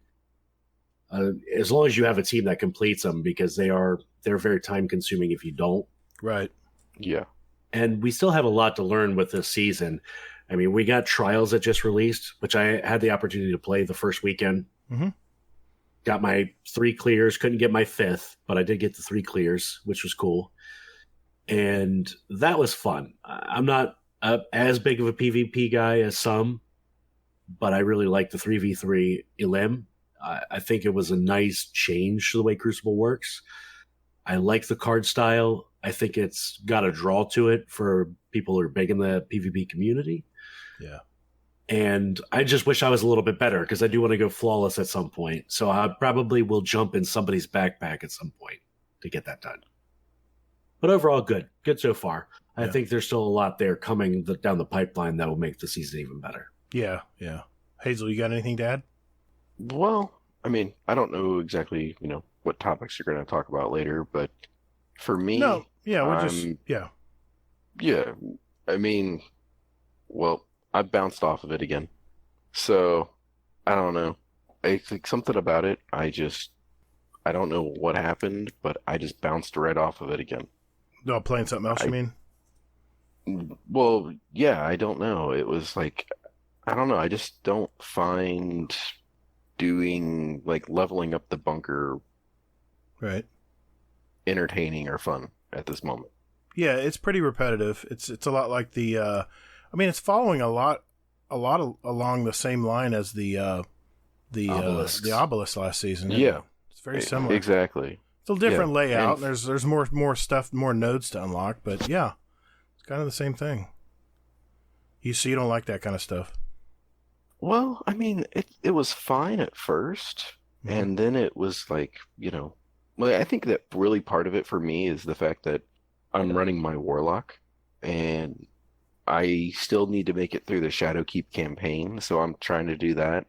Right. And I'm like, I really don't want to play this campaign. I don't want to do that. I'm getting lower level gear because I can't really do all of the pinnacle activities and stuff like that, or not pinnacle, but Right. powerful gear activities on the moon and that kind of thing. So I'm just I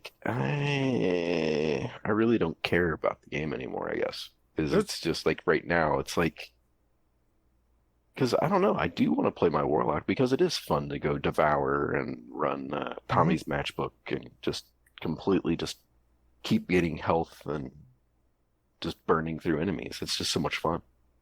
Well, it's perfectly natural to have franchise fatigue, and it might be a good idea to take a break. 'Cause then it gets a little more fresh. Well, yeah. Or maybe just pace yourself. Don't worry about the power grind like everyone's going crazy right now trying to get the power grind so they can play the upper level PvP stuff. And, Or trials. Well, for me, yeah, that's what I meant. yeah, Yeah. exactly. Well, for me, I mean, that's what I want to do, though. I want to get to 1,000 on my Warlock and that kind of thing, so that way I can, kick back and then do everything else. But for me, it's I'm only 967 on my Warlock, and I'm like, this is just not working. It's not. It's I'm honestly not much rewarding. higher than that, and really, and I thought Gator was going to say PVE, but I mean, it is fatiguing. But honestly, if you just go and play the stuff that you really want to play, It's exactly it. I think that would be the biggest thing. Right. I mean, honestly, I think there's a lot of people that have their bunkers upgraded further than I do, and I'd like to get it done. And I know there's one more thing I got to upgrade in order to get those bits from like strikes and other things you do in the game. And I plan on getting that done, and then I can just play whatever. There really is a ton of stuff that I want to do. I just had the pulse rifle, 2 burst. Void one. 2 bursts. It's the void one that does the little void things coming out. Now I'm gonna have brain malfunction. Oh, you're talking about the Graviton Lance. Yes, I just finally got the catalyst to drop for that. That's you're got the catalyst. You're gonna be there a while. Go to the what I like to go. There's a heroic adventure you can do on Mars. That's the one I told. I think I told Easy to when he was getting his catalyst a long time ago. You'll get there's a point where the thralls just keep coming at you at the latter part of that adventure. Don't remember it offhand, but it is where Anabray is. It's right in front of the tower there. And if you run that over and over again, just keep recycling it because it's heroic. You can keep doing it, keep going back to it, but don't finish it. That'd be my advice for getting that catalyst done. That's how I finished mine. But the big point is really just going and doing stuff like that. Yeah. Getting those completing the stuff you want to do. It's getting those collat kills with it. That's what's hard. Yeah. So you have to get really squishy enemies.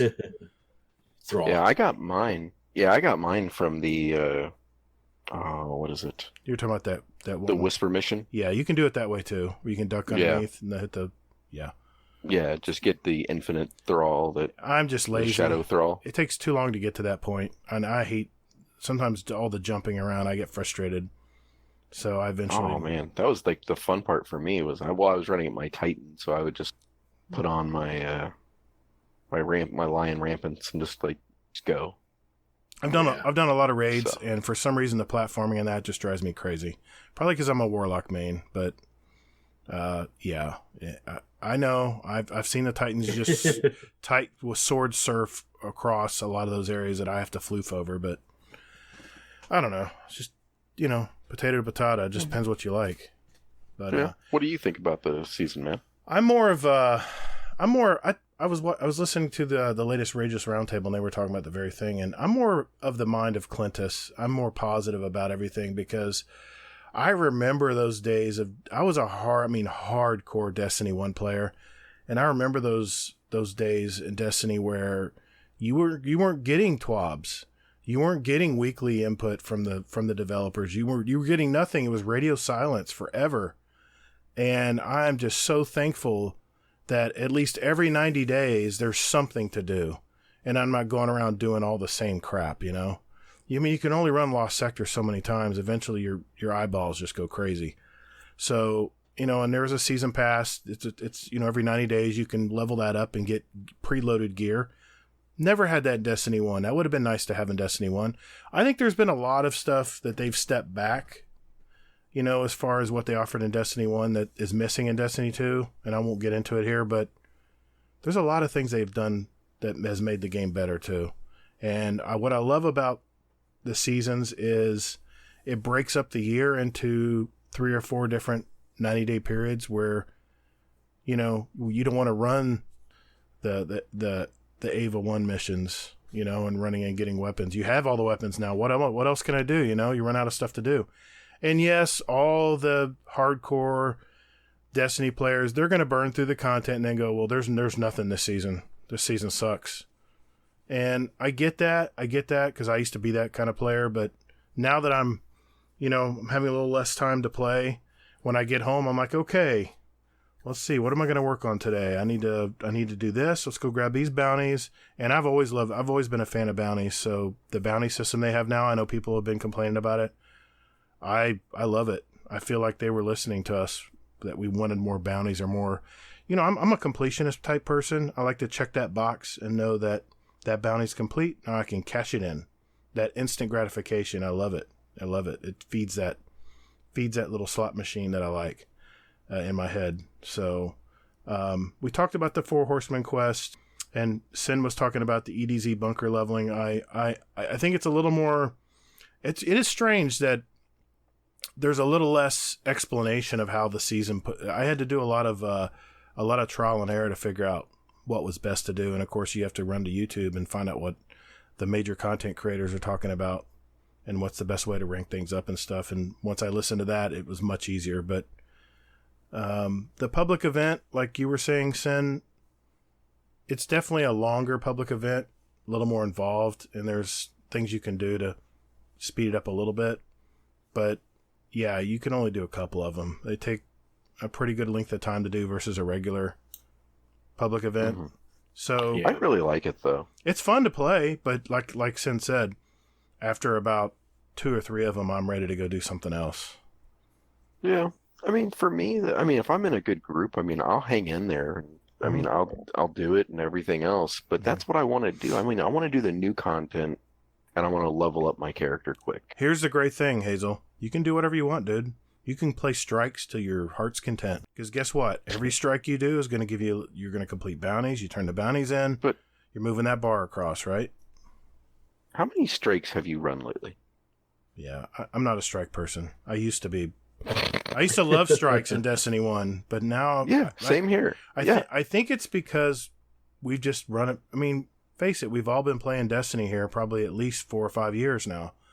And, they can only do so much to change the game other than creating a whole new game. I mean, we have to keep that in mind. We've been playing this game for so long that they can't refresh the game to the point that it's just a whole new game. They can't do that. They have to stick to their roots.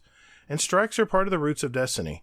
And though I don't play it as much, strikes anymore, I am looking forward to... I have been just now venturing into the ordeals. And it seems I do the one in the middle. I think it's called the heroic. So at least I know that I'm getting a chance for an exotic. I'm getting some really high level upgrade materials, and I realize you don't get the golf balls until you play the one above that, but just that middle one is fine with me. And with a team of 3, I love that it's matchmaking, because that's the one thing I hated with strikes is you would sometimes you would run in there and some things you just can't do by yourself. You need a team for it. The only thing I do wish that those legendary lost sectors had matchmaking, because I feel that's one part of this game that really needs some help with matchmaking, because I went in there by myself. I was getting one shot by vandals. I was like, okay, I'm out. This isn't going to happen. I'm not going to get frustrated over this. I was only like 970 something light at the time. I'm approaching 990 now with my artifact, so I could probably jump in there. But the thing that I don't think a lot of people have talked about or even realized that there's some really cool seasonal mods out there right now. These Warmind cores that you drop, and it seems to be tied to weapons and armor as far as these mods are concerned. More than ever, it seems like the armor and your weapons are working together to create these Warmind. And I'll admit, I haven't really done a lot. I haven't really dove into these Warmind. I've got them. I purchased them because I completed my my EDZ bunker, but overall, I haven't really dove into this yet, and I think this is another part of content that people can really get into. And I'm looking forward to the time where I can start putting some builds together, like people are talking about in Division 2, putting certain builds together for certain things. I'm looking forward to doing that, but right now, it's just all about ranking crap up. It's all about the light power grind right now, because I do want to play Trials. And speaking of Trials, let's talk about that. Sen, you said that you did dip your toes into Trials last week. What was your experience overall? What was your overall feeling of Trials? Do you think it's something you're going to be able to want to do more and more, or is it something you're like, no, I'm out? Yeah, I actually think that I will go back again this weekend. I know it's a new map this weekend, just from what little bit I've kind of looked on Twitch. Mm-hmm. Yes, which is another D1 map, and I wouldn't mind going in and trying it just for that aspect of it. And it's just a matter of finding a team. But yeah, I want to go back in. I want to try to get my one. I would like to get up to 5 wins before completing a card, or getting too many losses where I can't complete a card. Right. I'd also like to at some point get a flawless run, or at least 7, so I can finish it out that way. Mm-hmm. But flawless would be nice at some point, just because I never did that in Destiny 1. Right. So being able to do that now in Destiny 2, I think would be great. But yeah, I'm gonna keep going back.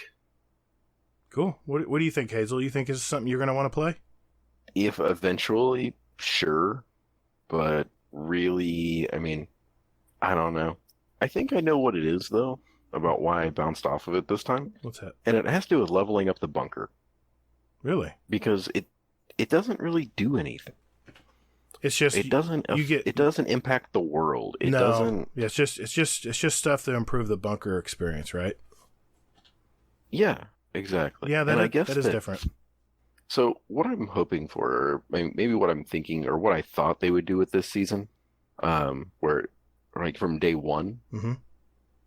but where they're probably going to do eventually is that the stuff that we're doing with leveling up our bunkers are going to eventually lead to something in the world, that these, bunkers are going to activate, defend the world and everything else from, Yeah. You're hoping it all's going to tie together eventually, right?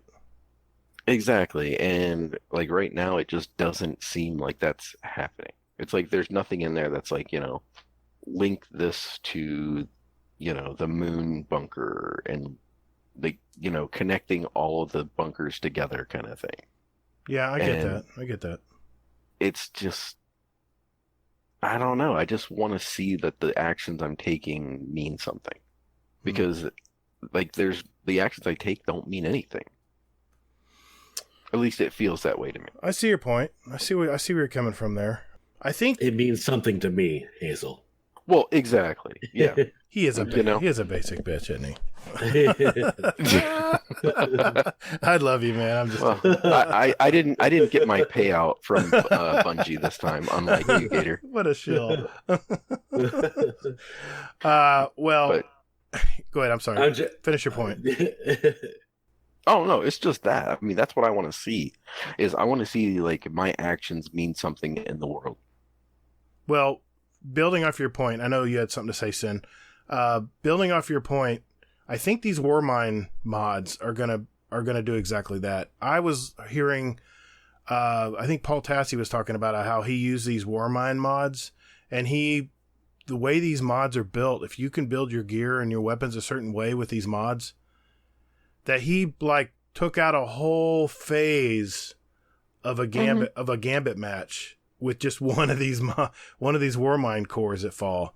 So I'm looking forward to exploring that. I think that you mentioned something that affects the world outside. I don't think we've dove into this part of it yet, and I'm looking forward to it. I think that's going to make it at least create a little more content where we can start building certain things. Like I'm probably gonna have two builds. I'm gonna have one for PvE and one for PvP, because I don't have time to upgrade everything to masterwork, and it's just very expensive to do it. And I'm gonna have one set up for trials and Iron Banner and general PvP, and then I'm gonna have one set for like Gambit raids and general, around the world PvE stuff.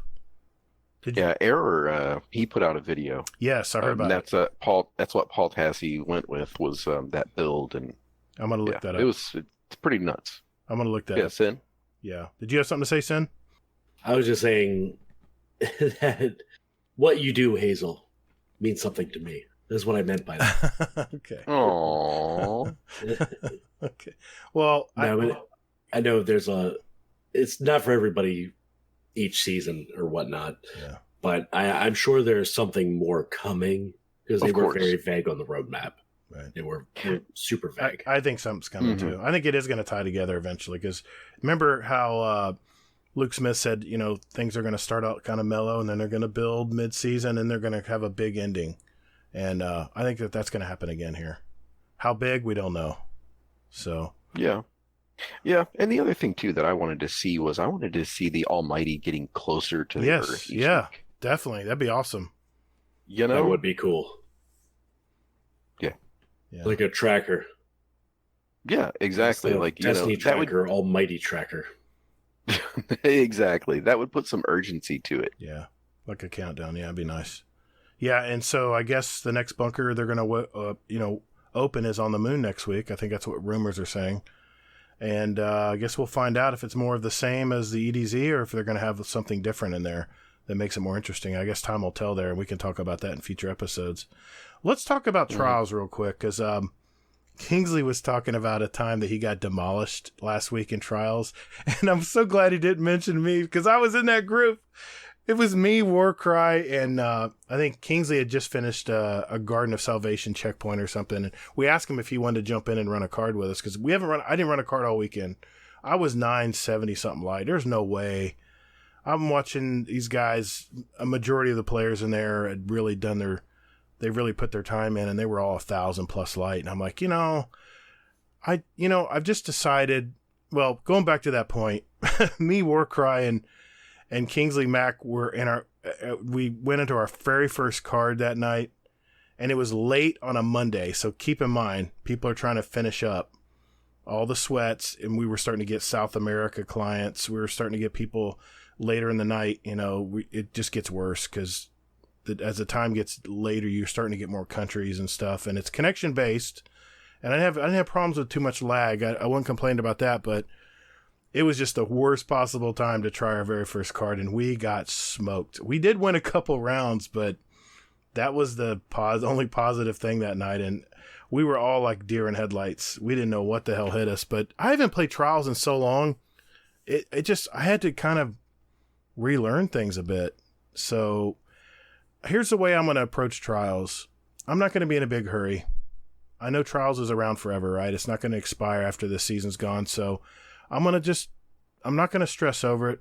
And eventually when I get to 1,000 power without the artifact, then I think I'll start seeing if I can find some people to game with. And I know me and Warcry want to do it, but we're not killers. We're very good lieutenants, I would say. We have a very similar play style, and we're very good lieutenants. We're not a general. We're not someone who's going to go in there and control the gameplay. We need that person. So that's what we're lacking. We have good gun skill. We have fairly good smarts when it comes to moving around the maps and stuff, but we just don't have our reps in. So as far as trials is concerned, I like everything I'm seeing about trials. It's very eclectic. It's very much a flashback to the way Trials was in Destiny 1. I like that versus Trials of the Nine. But there's one thing I do not like about the new Trials. This garbage that your Trials tokens expire every week. I don't like that. I think it should be, if they really want to appeal and have more casuals play this game, they need to have it where we can collect tokens. Because, we may not all have time to play hardcore Trials on the weekend. We have families and jobs and things that we have to do as, adulting, right? And it'd be nice to be able to just go in there and grab a couple cards, grab a few bounties, and just kind of slowly but surely stack up some tokens. And then one week we jump in and say, okay, I've got a few tokens here. I think I'm going to go turn them in this week because the weapon of the week is this.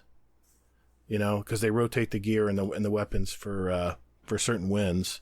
And then, of course, everything else is random. And you have to get 3 wins just to unlock it where you can even turn tokens in. So, I don't know, man. There's a lot of barriers to entry here for the casual player. And if they're trying to keep casual players in the game, and let's face it, you lose the casual players, you're going to lose Trials. Because a bunch of sweaty guys playing each other, that's not a big portion of the population. And I'm not talking for the casuals here because I love Crucible. Don't get me wrong. I'm a student of the game. I love playing it. But that being said, they need to do a few things like I'm mentioning as far as maybe saving tokens up or having some investment in getting some gear.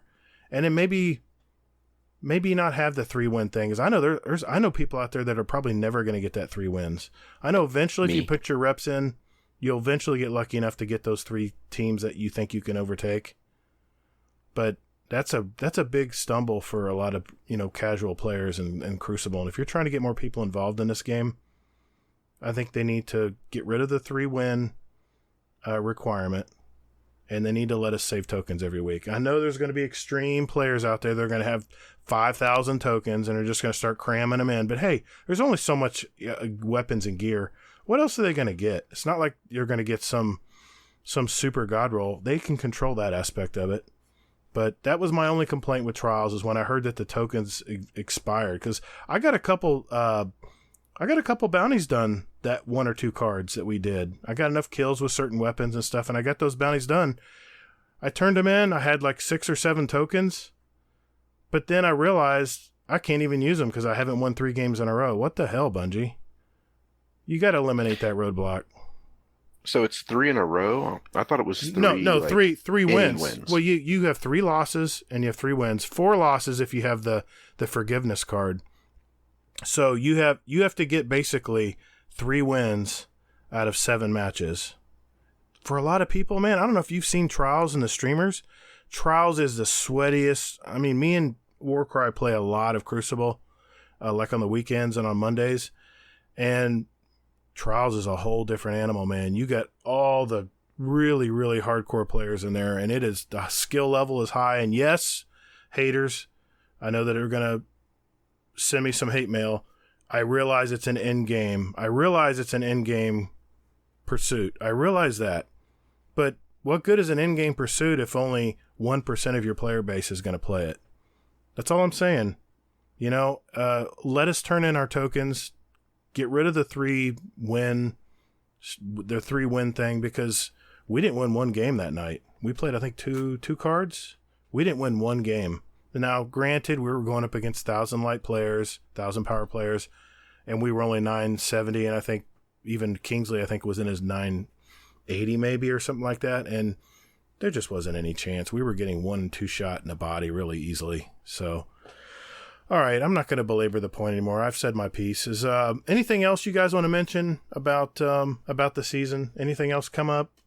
We talked about the seasonal mods. I think we'll have to find out later on as we start to put those builds together how we're liking that part.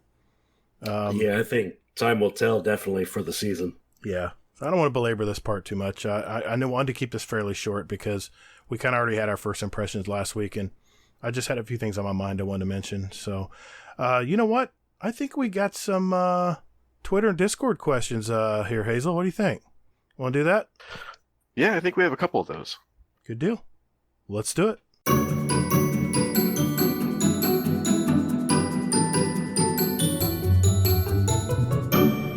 Okay. All right, boys and girls, it's that time of the week. No, it's not the speed run. No, this is the Discord and Twitter questions for our guests and for ourselves. And this is where our community sends in questions to our podcast, and we try to answer them the best we can. And Hazel, why don't you take the first one? Grab the basket and give it a good shake. Okay.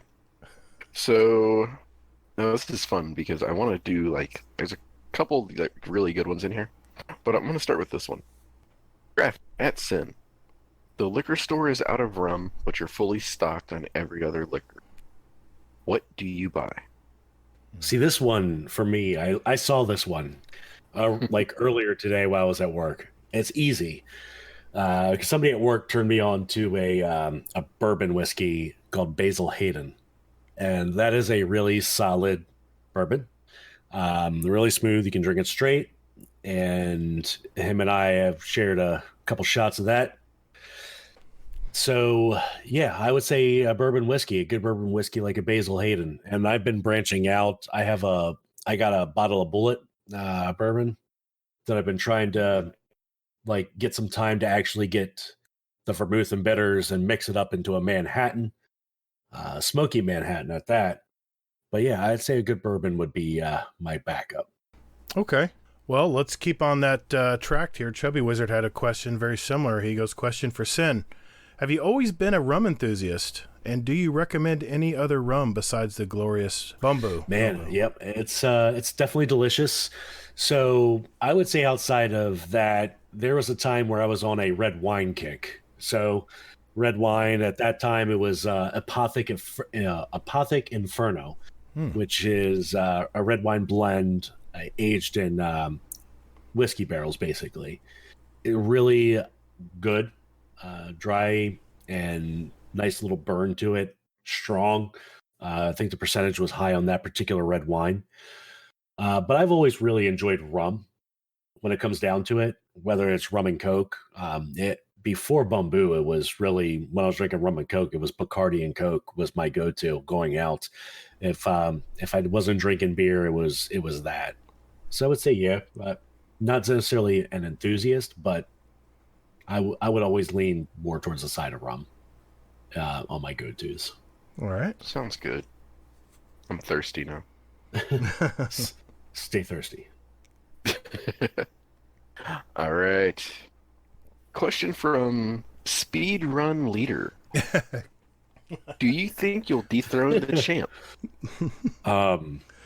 Spoiler alert. Mitchie, how do we say this, buddy? By now, it's no longer a spoiler. But Yeah. Also, by now, he is no longer the Speedrun Leader. Oh, Yeah, right about now we'll be changing his nickname. you are the weakest link. Goodbye. Oh, God. Oh, damn. You know he's going to want to come on later, Hazel. He's going to want a reshot at it, I'm afraid. I could see that. I could see that. Yeah. Okay. This is one from one of our newest members of our Discord, Jealous437. Question for everyone. What time of day do you prefer to eat your bread? An example, breakfast bagel, lunch sandwich, or dinner burger. Love the show. Shout out to everyone who is unemployed due to the virus. What do you think, Sin? What time of day do I prefer to eat my bread? First of all, I'm not a big bread fan in general. If it comes on a sandwich, that's great. I do not go out of my way to eat bread. For example, Panera today. Instead of getting a baguette, which is that extra side of bread for like soup, Yeah. I go with the chip option. Oh. Wait a minute. I think it's just You don't dip the baguette in the broccoli cheddar soup? absolutely not. Oh, my God. But when I get broccoli cheddar, it's chips. I will dip my chips in the soup of choice. Ugh. Oh, yes. It's quite different. Uh-oh. But the bread is just too... There's just way too much of it. And I don't want to be overly full of it. And it's not like I get a bread bowl or anything, so I have a lot of bread to deal with. Right. But I prefer if I'm like... I think of it as Chipotle and a burrito versus a bowl. I'm going with a bowl. This too much starchy stuff I just don't want. It just fills me up, and I feel better not eating it. So I get that. No. What about you, Hazel? Well, I saw your message that you sent me, Gator. Something about taking 1 point away from our guest for not eating bread, for eating it with chips. Dude, that was I between can't do us. that, That was man. between I'm the us, quality man. control guy. Come on now. Jeez. So yeah, I don't want Come to on, man. jeopardize it. I can edit the lower number. I can edit it in later, man. I love bread. Yes. If I could eat it morning, noon, and night, and that yeah, I mean, I prefer to take all the bread I can get. Yeah, I'm not a white bread fan. I am a whole wheat fan. I love wheat bread, whether it's in my what about sub. pumpernickel? Oh yes, absolutely. When I have fondue, they have the little pumpernickel squares. I'll go. No. You need to bring. You need to bring more Pumpernickel out. is some good bread. I will agree with that. But most of the bread you get in like most fast-ish or fast food varieties is not going to be that. I'm not a fan of enriched bread. In other words, I don't want it bleached. I want it natural. I want it to crumble in my stomach. I don't want it to return to dough. So Right. that's where you have that heavy feeling. But for me, The fuck are you eating? well, no. Whole grain bread actually breaks apart in your stomach. That's why you're not so overloaded when you eat it. When you eat enriched or white bread, it goes back to dough, and then your body has to have the. It really works on your digestive system to break it down. At least that's what my trainer told me. I don't know. Anyway, Interesting. that's why donuts are so bad for you. And spoiler alert, So good. Yeah, they are. even if you took that point away for the bread, I would still be at 25. I which would still know. be- Yes, we know this, and but to answer his question, I love you, Mitchie Slaps. I love you as well. I'm a whole wheat bagel guy, so that's the first thing I have in the morning usually. If I'm in a rush, if I'm not, it's oatmeal and whole wheat bread. I dip into the oatmeal. Yeah, I love Cream bread. cheese or no cream cheese? I do both. I do a butter spread. You know, like an olive oil spread, has some good healthy fats in it, and I'll either do that. Just depends what mood I'm in. So I even have a blueberry cream cheese spread that I'll put on it sometimes. Ooh, blueberry cream cheese. Yes, Isn't that good? that could be good. Yes. It's a new thing I found out about. It's really good. Okay, Hazel, why don't you go with the next one? All right. Okay. Keeping it kind of topical here. So, Admiral Nips says, so. He's referring to basically an article. Yeah. Yeah, he's referring to an article from Kotaku or, well, from GameStop and their claim that they will remain open during lockdowns because, by God, they're essential retail. So, is GameStop essential retail? Let me just say this. I know why they're doing this, because this brings up another point that I'm going to mention in a minute. They know that gaming is going to go up because of everyone being sequestered at home. And let's face it, GameStop is just hanging on. And if they can get some game sales, people coming in there to buy a game, for the people maybe who aren't as savvy, let's face it, a lot of people are sequestered at home. They don't know you can probably digitally download a game onto the console. Or if they do, maybe they just prefer to get a hard copy. Maybe they're old school. At least it's available. You know, they go right down to GameStop, come right in the door, makes you better wear gloves.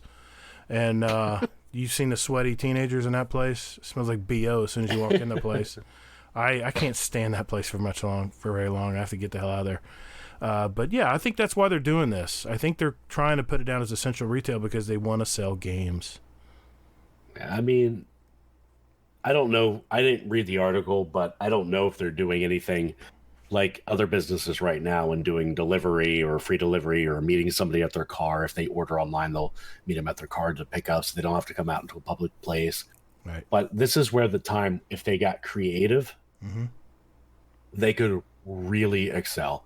And I think you're going to refer to the article. I think you posted for us to look at, right? Yeah, let me trends in streaming. Let me mention it. This is a good point to bring it in. This is from gamesindustry.biz. My wife actually brought this to my attention. It says gaming and live streaming rise globally amid COVID-19 crisis. And quickly it says video game usage and live streaming has spiked as people self-isolate in response to the coronavirus COVID-19 pandemic. Data from arsenal.gg that was provided to us in collaboration with streaming tools platform Stream Elements found that global viewership has increased by 10% on Twitch and 15% on YouTube Gaming, with more stay-at-home mandates being issued around the world and the entertainment industry finding new ways to migrate their offerings to live streaming platforms. We expect to see these numbers rise, said Stream Elements CEO Doran Neer in an email statement. According to The Hollywood Reporter, U.S. telecom firm Verizon found that online gaming has increased by 75% during peak hours in North America, while streaming is up 12%. Overall, web traffic is up nearly 20%, no surprise there, but social media usage has remained flat. So I can believe it. I can believe entertainment mediums like that are going up in this time. Yeah. Which is exactly why you're seeing news like this movie was just released in theaters 2 weeks ago, and now it's already on Disney Plus. Because the companies know that it's the time where people are going to be stuck at home, nothing else to do. They might as well get the content in front of them as quickly as possible. So I don't find it a surprise that it's going up, but it could be a way for businesses to, like a GameStop, where they could utilize something like this to stay afloat in this time or just stay relevant. Well, I wonder why social media usage has remained flat. Maybe just people are just tuning out and just deciding to stay home and watch movies, or no? I think because people get don't enough care. of it. Yeah, people get enough of it on a day-to-day basis. You have TikTok, Snapchat, Facebook, LinkedIn, and I'm sure there's probably other ones that I don't even know because I don't have time for the ones I already got. Right. TikTok, by the way, I hate Kingsley for putting a TikTok video in our damn Discord, but I decided to check it out, and now I can find myself losing 20 to 30 minutes of my life scrolling up. I don't even have an account, and you can watch videos. You just scroll up through the videos. No shit. It's a time suck. Wow. Well, here's the thing, though, in regard to like movies and streaming and that. I wonder if people are going, like the government, I guess, or whoever is reach out to Twitch and say, hey, you have to, stream in standard definition instead of high definition, like they did with Netflix and YouTube. I don't know if you guys saw that. I didn't But, know that. Yeah, I missed that. Yeah, At least YouTube you talking about at least give the option to do that? I think that it's like almost mandatory at this point for YouTube and Netflix. They both Really? are streaming in a standard definition now. What about people who To- pay for 4K? Well, then I think it's okay for them, but Okay. I think a majority of people, I think those people are in the minority. Okay, all right. But It yeah, might just for be a anybody response just, to make it more accessible. I'm I assuming I that's understand. the call. Yeah, they're well, yeah. it was being pitched as basically like to like stop the internet from breaking Oh, because bandwidth. everybody being at home and bandwidth. yeah, exactly. Makes Gotcha. sense. Makes sense. I was shocked it was only 20%. I thought it'd be a lot higher than that for online. But I figured, you know what? I was talking to my wife tonight about it on our walk. I said, you know what? There's probably a big majority of people who are online all the time anyway. So maybe this is the 20% who don't really go online much. Now they're having to force to go online. You know, and you still have other methods too. You got cable TV, you got satellite TV. There's other ways you can watch entertainment and news and stuff without having to go on the internet. So I don't know. Makes sense, I guess. But no, I just want to mention that article. I didn't know where I was going to insert that in the show, but I thought that was a good time to do it. I know Sin's got to get some sleep here, so let's move on to the next question here. So, yeah, we answered that one from Admiral Nips. Good submission there, Admiral Nips. Thanks for that, Rob. Question for the show. This is from Chubby Wizard. What do you guys think of Paul Tassi and how he has become the unofficial mouthpiece of the Destiny community? I know he writes a lot of clickbait stuff, but does he make some good points too? Thanks. Love the show. Ooh. What do you think, Sen? You guys have a Tassie bot in your Discord? Honestly, I have not kept up with a lot of his articles. There's a few that I've read, and I could kind of see maybe he's become the unofficial voice of the community. I could get that comment and where that would come from, especially if Discords have a bot to post his articles now. I mean, okay. It's a sign that he's made it. Yeah. Yeah, okay. But some of the stuff I think he writes is okay. You know, there's only so much content I can unfortunately consume in one day. Sure. And there's a lot of times where if it's something that I got to read, it's on the back burner.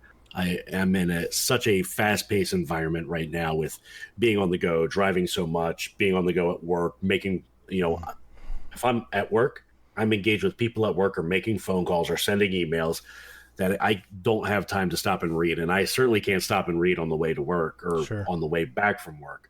So a lot of the content that I'm consuming is audio form. So unless I hear it in audio form, I'm probably not consuming it. Yeah. I have read a couple of his things. I guess I'm on the fence, but I can kind of see the point he made about it maybe being necessarily the unofficial mouthpiece of the Destiny community. Sure. I can see that, but I don't necessarily agree with it. I can just see it. What do you think, Hazel? Well, he's basically, I mean, like disparage the poor guy, but to me, all he does is he looks at Reddit and sees what's trending and makes an article about it. You know what? I have to disagree because I listen to the Rageous Roundtable a lot. For the most part, because he does a daily. I mean, he does a daily. I get that article, and Reddit's definitely, if you want to get salt, that's the place to go. But you know what? I've listened to him, and he is a hardcore Destiny player. I mean, he's one of the gaming writers for all the games for Forbes, and he really likes Destiny, and that gives me a little more credibility. Gives him more credibility in my mind because he's out there actually playing the game. He's not one of these story writers that comes in there and says, "Okay, what's this game about? All right, let me play for 5 minutes. Okay, I get the gist of it. I'll write something." So he's heavily involved in Destiny, so I give him a little bit of cred for that. Plus, I like the guy. He's blunt, to the point, no bullshit. Kind of tells it how it is. So maybe I'm a little biased here, but because I'm such a Destiny fanboy. But I don't know. I get your point though, Hazel. I get it. It just depends. It's like all content. People can take it differently, however way they want. So I got one here from some dude named Kingsley Mack. He says, question for Sin. How much rum could a Sin drink before he gets slammed? That's a good question. So when I started reading that question, I totally thought, how much wood could a woodchuck chuck? Yeah, I'm headed too. My mind went there. But I don't know. If I really start slamming him, you know, what I've drank tonight, like I've had a nice buzz for like the last 3 hours. Sure. Because I started drinking when I got home. Mm-hmm. And, that's good for me. Like, I'm not doing it to be sloshed, but I would probably say if I would have kept up probably 3 total shots over the course of 3 hours, roughly. But if I doubled that, I probably would be 3 sheets to the wind. Let's do 3 more questions. We got to do an Uncle Scum Death question. I mean, it's, I know. I was gonna pick up. Token Scum of Death. Yes. Yeah. Yeah. Go ahead. I love plants, and I love having cactus around the house. Do you have any plants in your house? You got any plants in? Fake ones. I have a couple fake ones, and I think there's one. I think my oldest daughter, has one that's like in a little flower pot up at the sink. But outside of that, nothing alive. All of our plants that we have are outside. Otherwise, our flower garden. What about you, Hazel? No. We did. We had a bamboo plant for maybe 6, 7 years, maybe 8. But we killed it. And then, it How do you takes kill effort to bamboo? Where there's a will, there's a way. I guess so. You're very good at it. You we weren't got there. You weren't there, man. Yeah. But actually it was a wedding gift for us when we got married. Oh, okay. And we kept it alive for I think 5 years, and then that's when we decided to get our dog. Because we're like, hey, we didn't kill a plant, so we can get a dog. Wow. So And then the plant we died. didn't kill the dog. Well, the plant died later after that. But then so we didn't kill the dog, and then we decided to have a kid because we didn't kill the dog or the plant. So we felt responsible. Gotcha. What about you? Dude, that's my green thumb brother right there. I love growing stuff. My parents were in the nursery business. We grew all kinds of different tropical plants for sale in the retail sector. So I was raised on growing plants, and I learned how to propagate. I actually took college courses when I was getting my business degree at just a local community college here. I know how to graft and propagate plants, and I know all about how a plant functions. You pick my brain on plants, and I may not know everything, but as some of my poor customers will ask me, well, what is this? Why is this here? Why is this there? And I'll go into a dissertation about why those spots are there, and they'll be so sorry they asked. But yeah, I've got a wood deck on my back porch just loaded with crotons and ferns, and so I have some cactus. I have some aloe plants. I love plants. I mean, it's Florida. My whole lawn is nice and green. We really don't get frost here, so we have plants growing all the time. It's everything. It's like a jungle in Florida. It's just so humid. Everything likes to grow down here. Let's see. We got 2 questions left here. I'm going to ask one that I see in the Go ahead. question list. Go ahead. From Jealous437. Question for the Gator. Okay. Is your PC pre-built, or did you build it yourself? Okay. The answer is both. I did buy it pre-built because this is a I want to say Cyber Monday deal. Before Christmas I got this computer.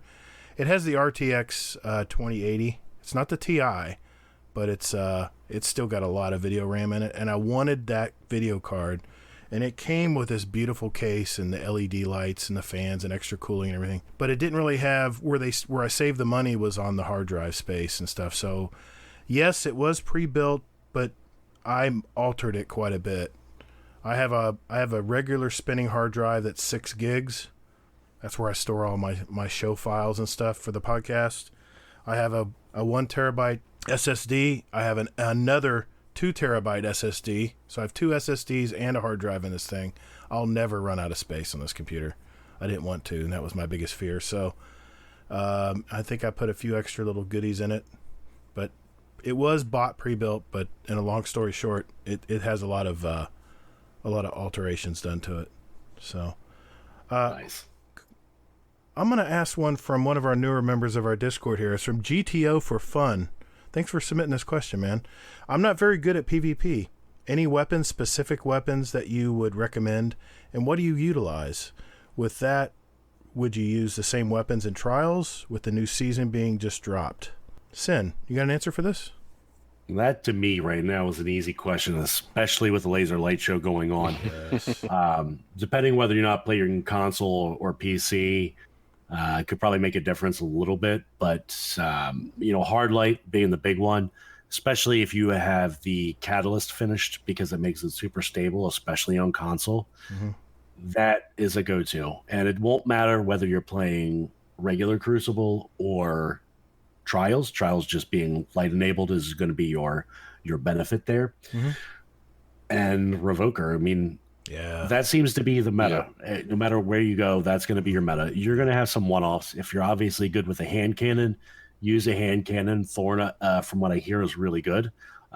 Spare Rations is really good if you have one of those with a decent roll.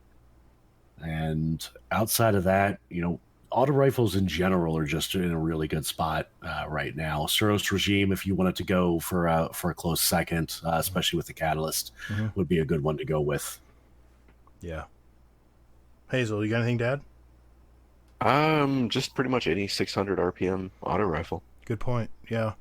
Okay. I'll break it down this way. There's Crucible and then there's Trials.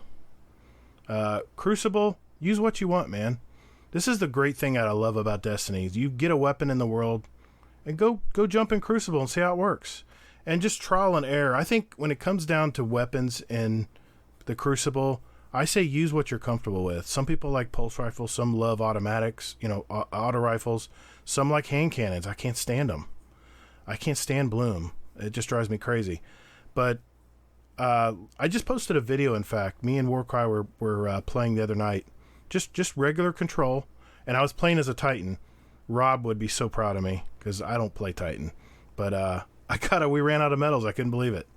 I was playing and on a damn Titan. I couldn't believe it. So I think I was using a sidearm and no, I know what I was using. I was using a that new matchbook auto rifle as my energy weapon. I'm trying to remember what I was using. I think I was using a sidearm or something on the first. I refuse these shotguns, but I was using a sidearm or something. Man, I was having a ball.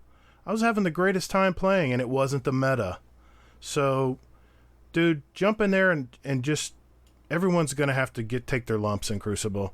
But the great thing about it is, if you jump into Control right now, it is skill-based match made. So if you're not very good at the PvP and you haven't played a lot of games, you're gonna get matched up with other people, generally speaking, that haven't played a lot of PvP or maybe aren't the best at Crucible. And dude, you just get in there and start learning how to play. Now when it comes to Trials, hard light Revoker, because you have to go meta. I mean, that's the upper echelon, and every little inaccuracy in your gun skill is going to show big time. And it comes down to gun skill, your strategy moving around the map. Yep. Trials is don't jump into Trials right away. You'll get your ego, like good old Gators here, will get bruised pretty badly, and you'll get pretty down on yourself. So start with the Control playlist. It's skill-based match made, and just start from there. 600 auto rifles is a good entry point. 600 or 720s are good. Anything like that will work good. So yeah, let's just leave it at that. Just try what you want. Crucible's supposed to be fun. Anyway. Supposed to be, anyway. Supposed to be, yeah. So, Hazel, why don't you take us out, man? Last question. All right, last question. Uncle Scumdeath, why are bosses in games called bosses? Are they always, in fact, the superiors of the smaller minions? Or is it just a generic name? I don't know. Just thought I'd throw it out there. Love the show. Because they're a boss when they stomp you and throw you 100 yards? What do you guys think? It's funny, you went right to Destiny. I didn't even think about Destiny even having bosses, really. That's all I think about. I was thinking of the Lonely Island, Adam Sandberg, that music video, Like a Boss. My mind works in mysterious ways, especially when I get super tired. But no, I would agree, because they are, the main bosses are like in a hierarchical view. They're the top, or they're supposed to be the top. So when you're going and finishing all the little minions and you get to the end encounter, end room, you figure you're at the top at that point, hierarchy standing. So I think it would make sense. Yep, good deal. That's what I think too. Yep. Well, we'll leave it there. Thanks, everybody, for sending your questions in. If we didn't answer yours this week, we'll definitely get to it next week. We never forget anybody who puts questions in, no matter how trolly they are. Anyway, great questions, guys. Thank you very much. Now we're going to move on to our final part of our show. This is where we add our 2 songs each for our Guardian Down playlist. You know, a little sprinkling of what the 3 of us here like to listen to, and we invite you to listen to it as well. Just search for Guardian Downcast playlist on Spotify and now iTunes for all you Apple guys out there. I'll post a special link in the show notes for the Spotify or iTunes playlist if you want to follow those. See what we add every week. I appreciate it. And Mr. Sin, why don't you let us know what your first pick is? All right. Oh, man, I was well prepared for this one, right? So my first pick is actually a older song by Blink-182. It's called Carousel. This was one of the first songs that I really enjoyed playing on bass back when I still actually played bass. Really good bass line, good lyrics overall. It really takes me back more so to my probably high school years, I think, is when I first started listening to it. So, yeah, hope you all enjoy it. Yeah, I think that's the first Blink-182 we have, isn't it, Hazel? It is. I think so, yeah. Yeah. And what's number 2? I had an alternate just in case, but number 2, this song is a band called 10 Years. I thought they were on your playlist, but I believe they were added to somebody else's playlist fairly recent, probably within the last couple months. Okay. This song is called Wasteland. It's one of the more popular songs by 10 Years. They've had quite a few albums out over the past few years or so. But this particular one was their first album and the first song that got me hooked on this band. Yeah. So, yeah, really good song. I definitely remember them. Yeah. Very cool. Mr. Hazelnut. My first song is Moral of the Story by a woman named Ash. And she just has this really gritty, raw, just you can feel the emotion in the song and in the lyrics and everything. It's just, it hits you right in your chest. And I'm a sucker for that. Yeah. And then the second song is I had to right a wrong that no one in any of our previous shows have added this song to our playlist, so I had to write that. And it's Toss a Coin to Your Witcher. Really? I had to. Very cool. Okay, well, my first pick, this group is composed of Slipknot's frontman Corey Taylor and their drummer Joel Ekman. They both took a long hiatus when Slipknot disbanded in 97, and they came together in this new group, and this was their very first hit of their debut album, the self-titled album from 2002. It's Stone Sour with their hit Bother. Really good, slower, it's not a Slipknot song, much slower alt rock song, and I think you guys will like it. My second pick this is one of my favorite groups. This is an indie pop trio from Los Angeles. It's their second album, and this song is a change from their first that they recorded, and they insert a lot more funky grooves, kind of buzzing robo sounds in this kind of music. And as a product of the 80s, baby, I love synthesizers and music. So this is from their 2017 album, Don't Worry Honey. It's Sir Sly with 2 a.m. That makes the second 2 a.m. song we have in our playlist. If you like synthesizers, you'll love this one. It's one of their slower songs, but that entire album is a full listen in my book. And if you want to feel good, a feel good alternative rock album, then just give it a listen. I think you'll get some good vibes from it. And hey, I think we can use some good vibes right now. So, good deal. Okay, well, now for some housekeeping here. I just wanted to mention that we have now started kind of a soft launch, I guess you could say, of the Guardian Downcast Bungie Destiny 2 clan. We're really excited about this, and we'd like you to join. So if you are interested, there is a link in our Discord called GDC Destiny 2 Clan, and click on that. It'll give you all the details, and if you want to join, that'd be great. When are you going to join, Hazel? That's a very good question. I'm not going to join right away. What? Well, yeah, I love you, though.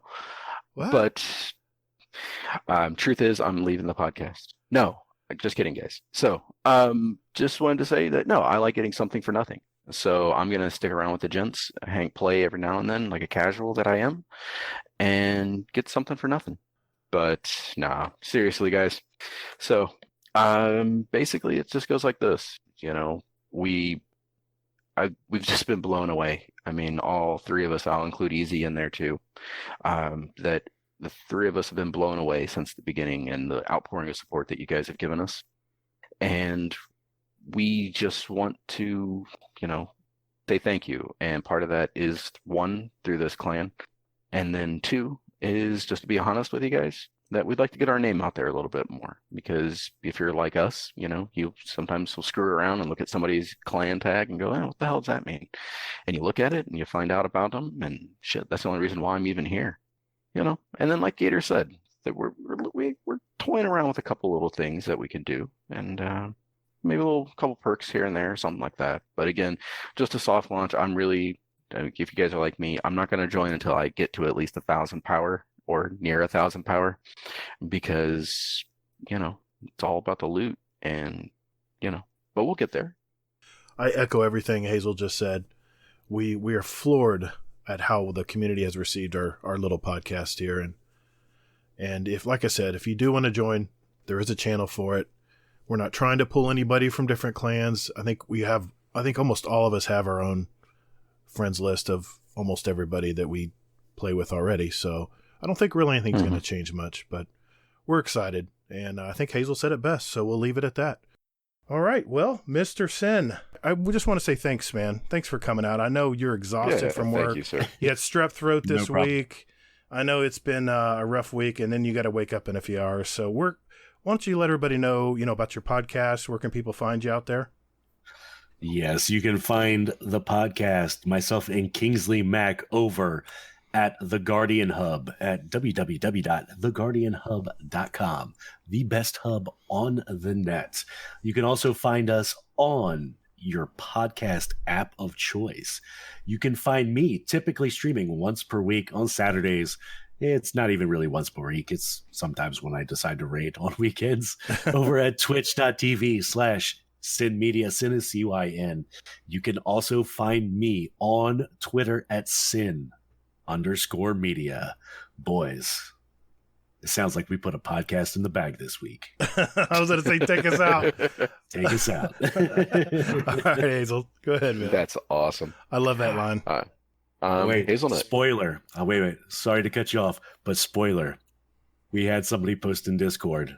I have a funny one for this coming one. So for episode 52 for Kingsley. So spoiler alert on our next Guardian Hub podcast. Ooh, I'll be listening. can't wait. All right, and I'm Hazelnut, Hazelnt. You can contact me via the Twitter at Todd the Gator. You can also find me on YouTube, Steam, and PS4, Gator, GATR, underscores in between, Gator space GDC on Xbox. I have a YouTube channel as well, just the way it's spelled that I mentioned previously, and I'll hopefully be putting some Trials games in there as soon as I get the power high enough. And I think with Iron Banner coming next week, I'll probably post a little bit of vids from that. See how badly I did that week. And you can find our podcast here on iTunes, Spotify, Google Play, Podbean, Stitcher, Podcast Addict, basically anywhere you get your podcast. You can also email us at guardiandowncast@gmail.com, and we're on Twitter at Guardian_D_cast for show questions or whatever you want to talk to us about. We have a fantastic Discord as well. Just search for the Guardian Downcast, and I'll post a link in our show notes as well.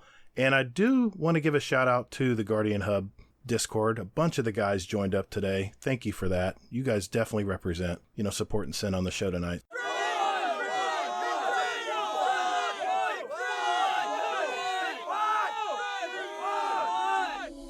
Thank you all so very much for listening. Later, Guardians. Coddles. Stay woke. And stay safe, Guardians.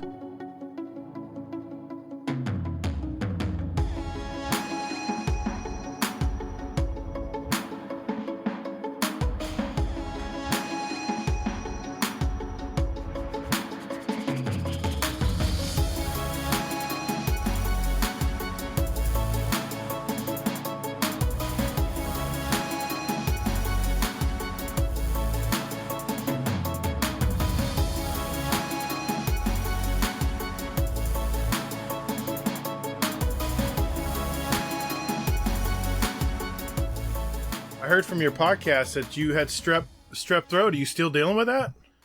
No, I feel better now. Oh my God. And you said, I love this line you said in your podcast. You said, hey boss, I think I got strep throat. I said, do you really want me around here? And he comes in with a can of Lysol and sprays your office down. Yeah. Seriously? That's how they wow, man. That's how they work. That is a brutal business. I was just asking my wife, I says, okay, there's a zombie apocalypse. Is your boss still going to want you there in case someone needs a car to get out of town quickly? I'm like, God, what circumstances do there need to be for you not to go to work? More snow than they can clear. Oh, my God. Or the government mandating they shut down, which I know the dealer associations are fighting for the auto groups to stay open as mandatory. Or really? Not mandatory, but essential. Essential retail, really? The fact that the people need to get somewhere, they need their vehicles to basically work. So they're saying that dealerships that have service centers are required to stay open. Now the debate on not whether is the sales side is going to stay open along with them. Okay, how many cars did you move today? 1. Come on, man, really? How much staff did you have on hand? Almost the full staff. Are you kidding me for one car? Yeah. Oh my God. And then we had one customer that was like, found everything was good except for she felt the seat was hard. Well, so of course I'm like, well, why don't we do this? Why don't we set up time for you to come tomorrow? I know you've been looking at cars all day, so maybe that's just the issue. Those are the ones you get, man. Those, of course, there's a COVID-19 problem right now, and that's the customer you get. The one that should probably stay home. Yeah, I called them maggots today because they have like nothing else better to do. Exactly, they're bored. So let's go bug the car guys.